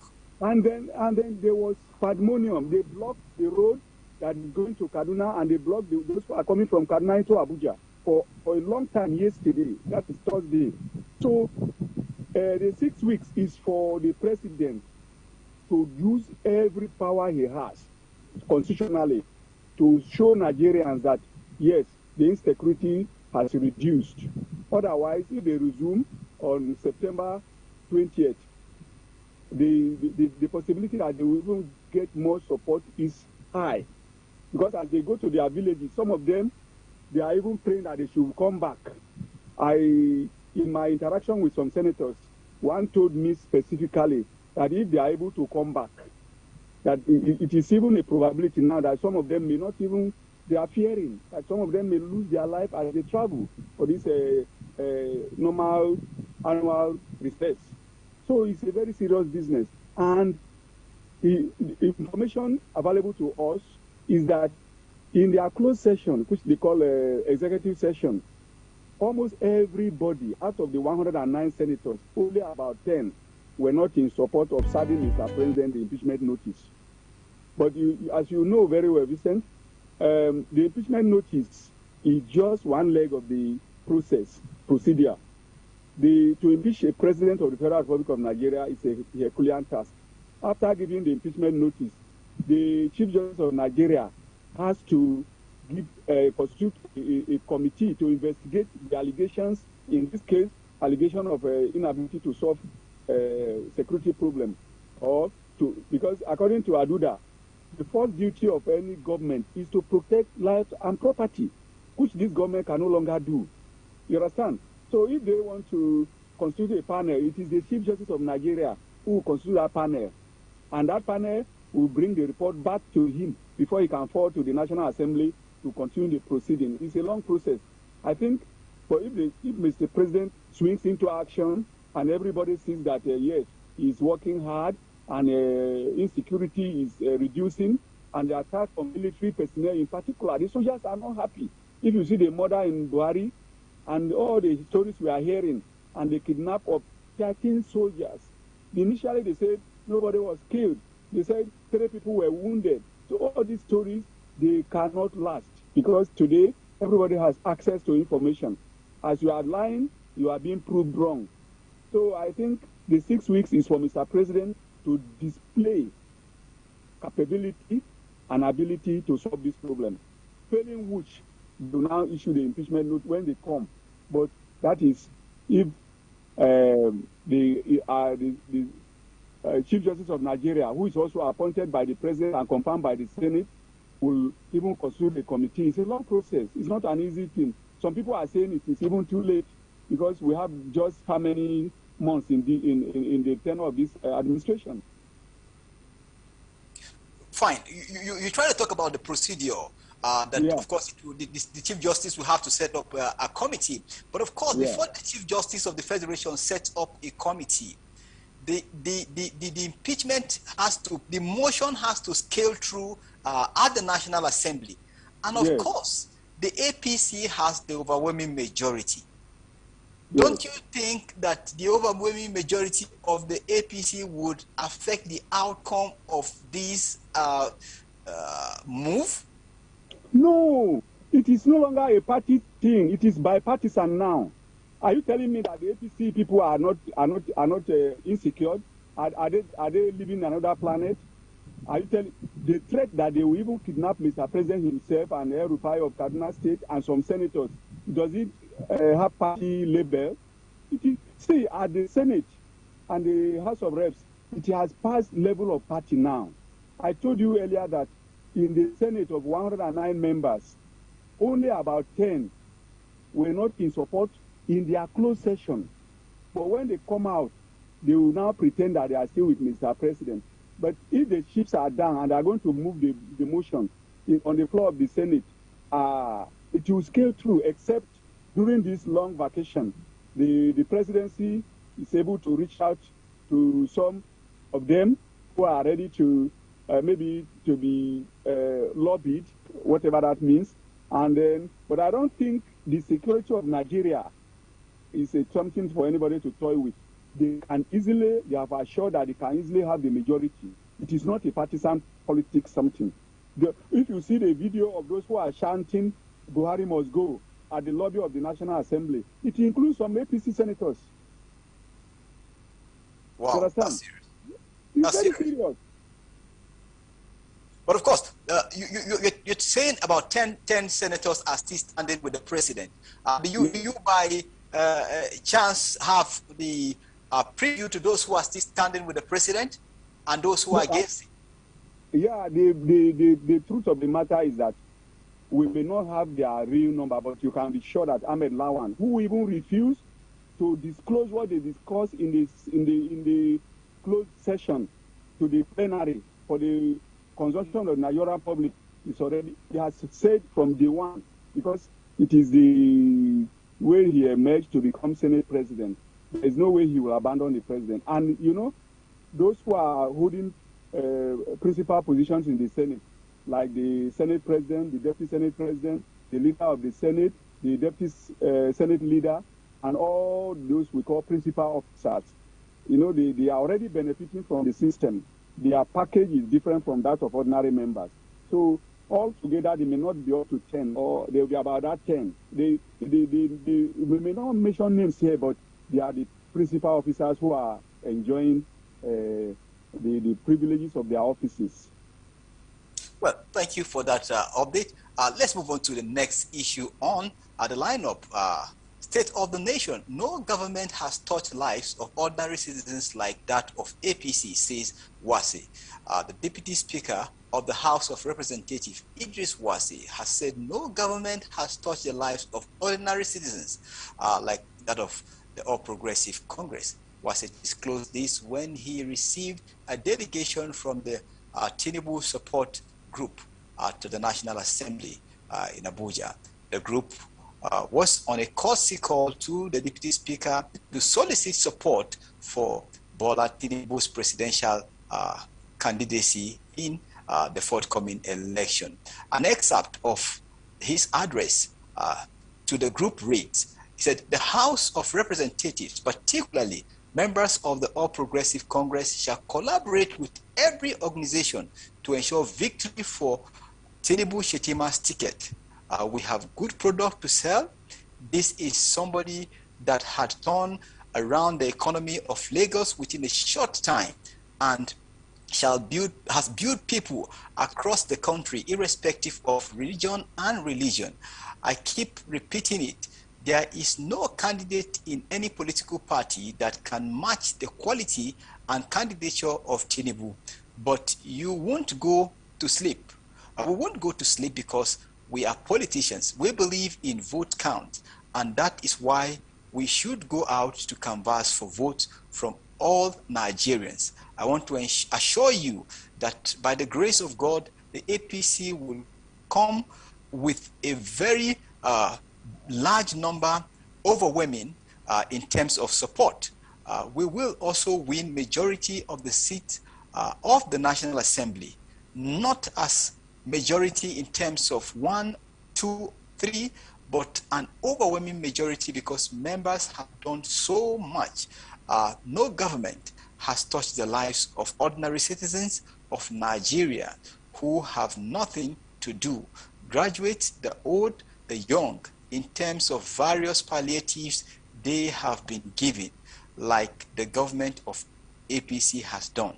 Our wish is to consolidate on these successes. In his reaction, Onye Kasola Okiwoyi, the national coordinator of the group, said the organization will rally on the support of the Deputy Speaker to ensure victory for Tinubu and the APC in 2023. Well, Mr. Salami, what do you make of this statement coming from Wasi? That of course, never has it been this good for the ordinary Nigerian, as stated by the Deputy Speaker of the House of Representatives, Idris Wasi. I think this is very, very, very funny. If you are living in Nigeria, if you are not living in another planet, how on earth would you say that? It may be right, because linguistically, you can ascribe different semantics, different meanings to different statements. As far as it's concerned, no government has touched the life of Nigerians the way the APC government of Muhammad Buhari has touched the life of Nigeria. Is it in a positive way or in a negative way? To me, it is in a negative way.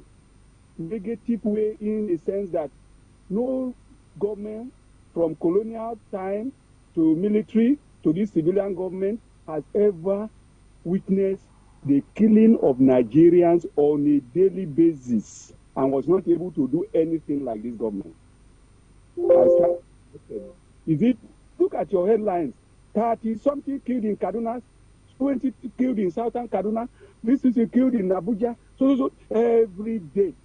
And what is the basic responsibility of any government? Even if you cannot do any road, you cannot do any bridge, even if you cannot pay salary, but the basic responsibility of any government is to protect lives and property. And today, who is free in Nigeria? Let's see what say. Leave his convoy and travel to Jos and come back.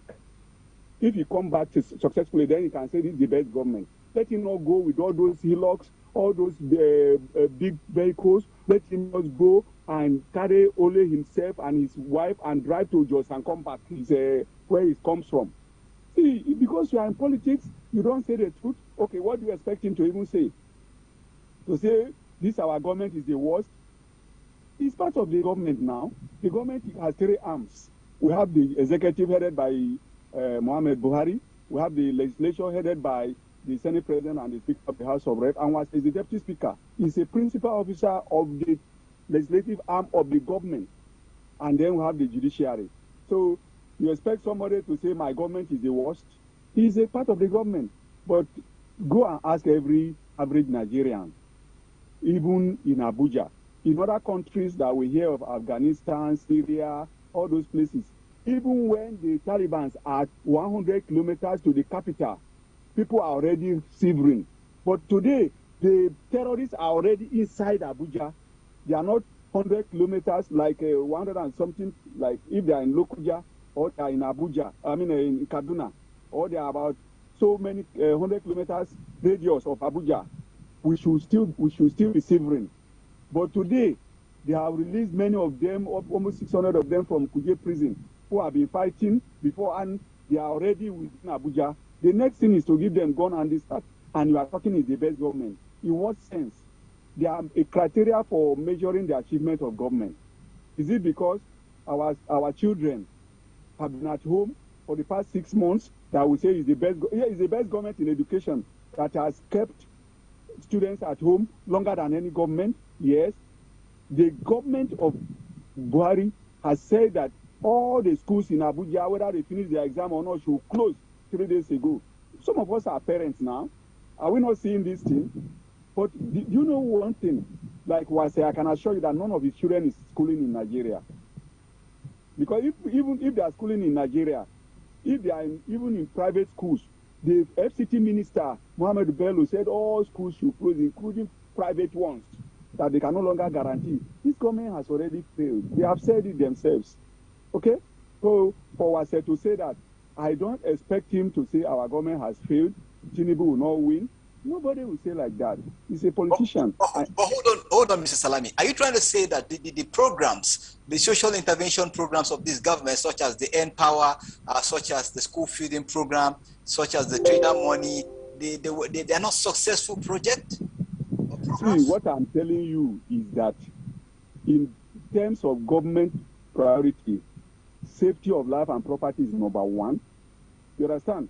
The school feeding program you are mentioning, I'm a parent. I have children in primary school and I have some in university. None of my children has ever been fed, and I'm living in the FCT.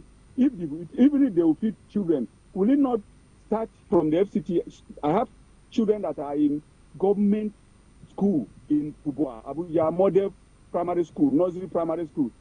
Nobody. You see, this thing is just a way to take government money. That is why people believe that this is the most corrupt government.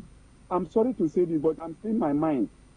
Because how can a government of the federation say they are feeding children who are not fed actually, and who are on holiday? Is it that they took the food to their houses and they know the addresses of the families? Then why would my own children not get it? Some are in public school. I like training my children. Even in federal government college, Kwali, my child was there. And if you talk of a model primary school, Kubwa, my children are there. So when all these things are double speak of government, the social intervention where they say they will give how many million people 5,000. Have you received your own? Or whose people did they give? The programs have failed. They are well conceived, but the expectation at the inception of this government was very high. But it didn't take time before people discovered that they are just mere policy statements and political jargons. Thank you very much. Let's go on a short break. When we return, the conversation continues, please. Thank you. Every day, our lives are changed by history. We are one people. All of us. Leaders, politics. Nobody's ambition is what I have fought a very family. Natural occurrence, war, and the world economy. I belong to everybody. ATN covers it all on ATN Politics today. Welcome back. If you're just joining us, you're still watching ATN Politics. Before we went on the break, we're looking at the statement by the Deputy Senate President Idris Wase, where he said it has never been this good for Nigerians, the ordinary Nigerians. Let's move on to the next issue on our lineup. 2023 presidency, Atiku Okowa's presidential ticket, a threat to APC. The Chief Press Secretary to the Governor of Delta State, Ifeanyi Okowa, and Vice Presidential candidate of the PDP, Mr. Olisa Ifejika, said the presidential ticket of Atiku Abubakar and Ifeanyi Okowa was a big threat to the All Progressive Congress, APC, in the forthcoming presidential election. Olisa, who stated this while reacting to a statement credited to Tinubu, in which he reportedly said his running mate was better than that of the PDP, told the presidential candidate of the APC to discuss issues rather than dwelling on individual. We'll hold it on here and let's get back to our guest. Mr. Salami, what do you make of this statement from the supporter or the Chief Press Secretary of Ifeanyi Okowa, charging Tinubu to focus on issues instead of trying to focus on individuals, saying this is better than this, I choose a better candidate? I think, yes, politics is about marketing your own product. The statement by the supporter or the Okowa person is to show that instead that they are threat to APC. Everybody is marketing his own candidates and his own party. So I don't expect anything less. But the fact is that it is because PDP conducted the presidential primary first that elected Atiku that made APC wrong head looking for. They wanted to carry Ahmed Lawa from the same zone with Atiku so that he can whittle down his support. But later, the Jagaban was too big for them, and he insisted that it is his own turn. So you can see that it is true that because the PDP conducted their primary first, it gave the APC a lot of sleepless night. But as we talk now, everybody has its own candidate. APC has their own, Tinubu and Sechima, and Atiku has the PDP has Atiku and Okowa. So you don't expect somebody to say my product that I brought to the market is not good, don't buy it. Everybody is marketing his own. But I think the power is in the hands of the electorate, you and I, who will vote. We know the issues, we know how we have said in the past 7, by next year, 8 years. And if you think that is good, you vote for that party to continue. So that you continue to enjoy those good things you are enjoying, the insecurity, the banditry and the closure of school from years. And if you think the other one is better, or if you think there are many candidates, imagine we have about 18 political parties. Almost all of them are fielding presidential candidates. So the issue is not about Atiku, Tinubu, Obi. There are many. SDP has candidates, ADC has candidates.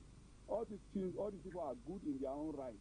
But you and I know that since 1999, there has been these two parties, PDP and APC, that have been able to win presidential elections.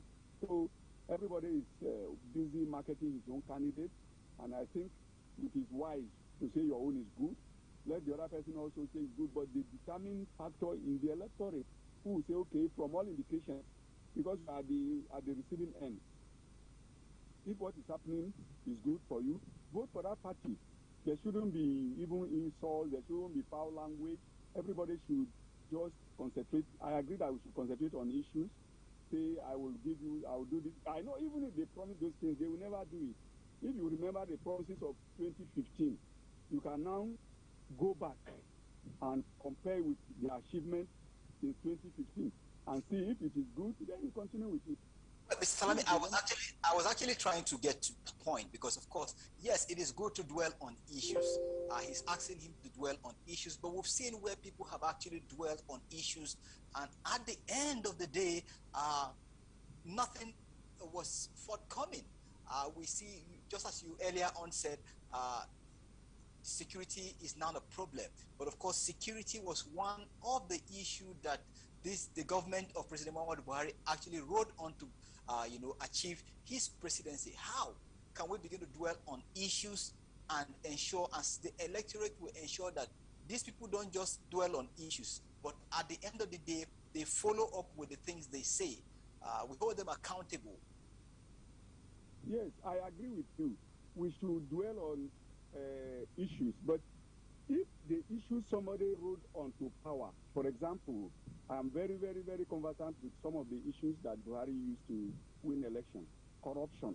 Everybody thought that he will deal with it decisively. And I know you can score him. If you are fair to him, there's no way you will score him with pass mark.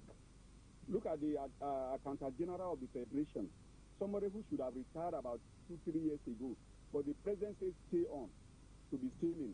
And now he's standing trial for 109 billion naira fraud. One person in this administration that promised to fight corruption. I agree with you. And this is the security because he's a former general. Look, everybody thought that even if he could not do any bridge or anything, he should be able to tame Boko Haram.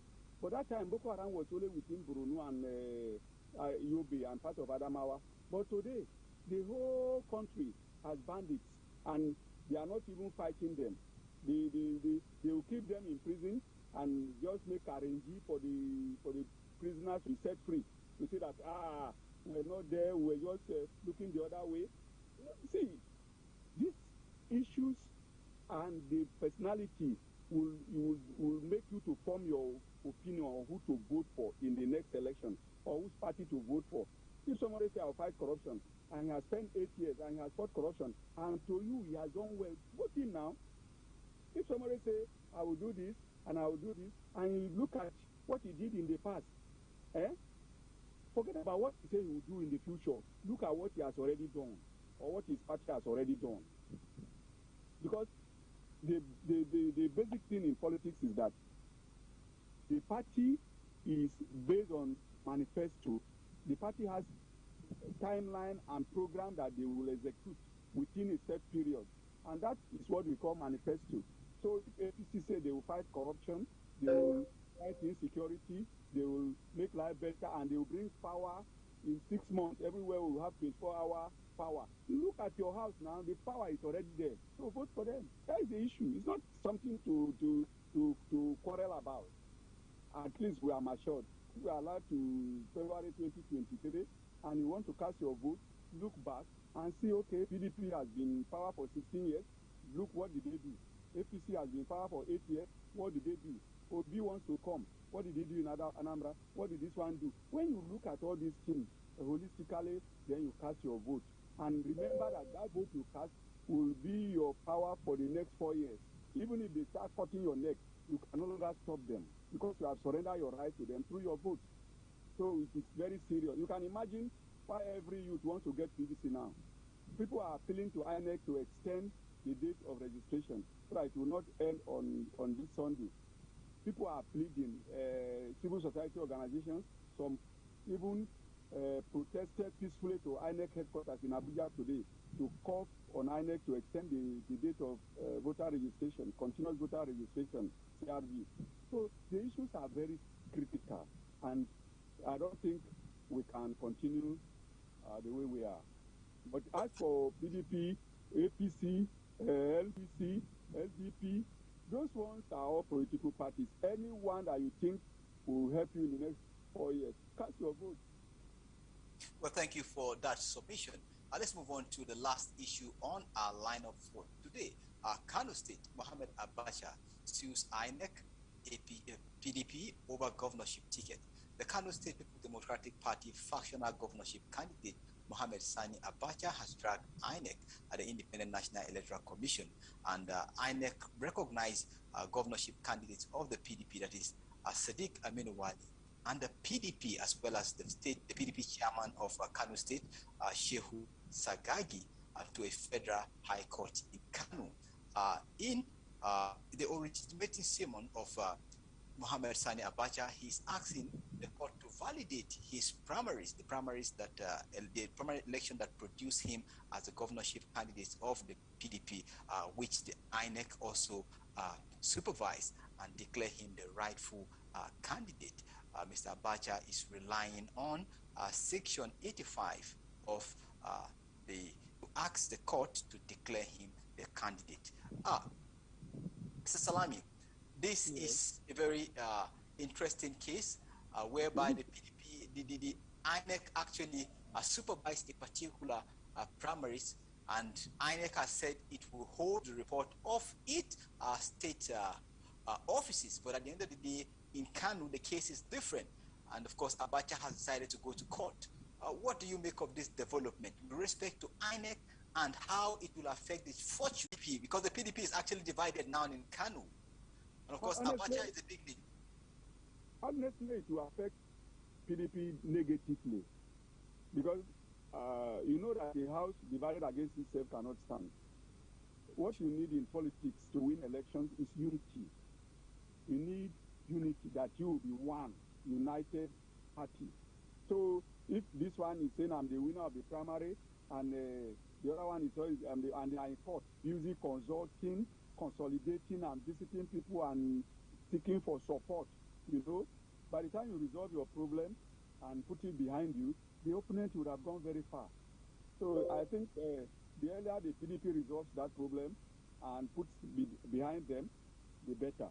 But I can assure you that even after resolving it, it takes the grace of God for them to be united they were before the crisis set in. So naturally, it's not a good omen for PDP in Kano State, especially in a state that they are not the ruling party. I know that PDP is very popular in Kano, but they are not the ruling party in that state as of now. So they should put the act together. Otherwise, they should know that the ruling party, which is APC, headed by Governor Ganduje, they will be consolidating on that and be, throwing spanner in. Ordinarily, do you think the presidential candidate, Atiku Abubakar, would have played a role in ensuring that this does not escalate to this point? Of course. Like politically, as the presidential candidate of PDP, Atiku is the #1 PDP man now. Anything he can do to settle them so that it will not escalate. It has already escalated, but he can so that it will not escalate further. Watching, but remember, we can also take the conversation to our social media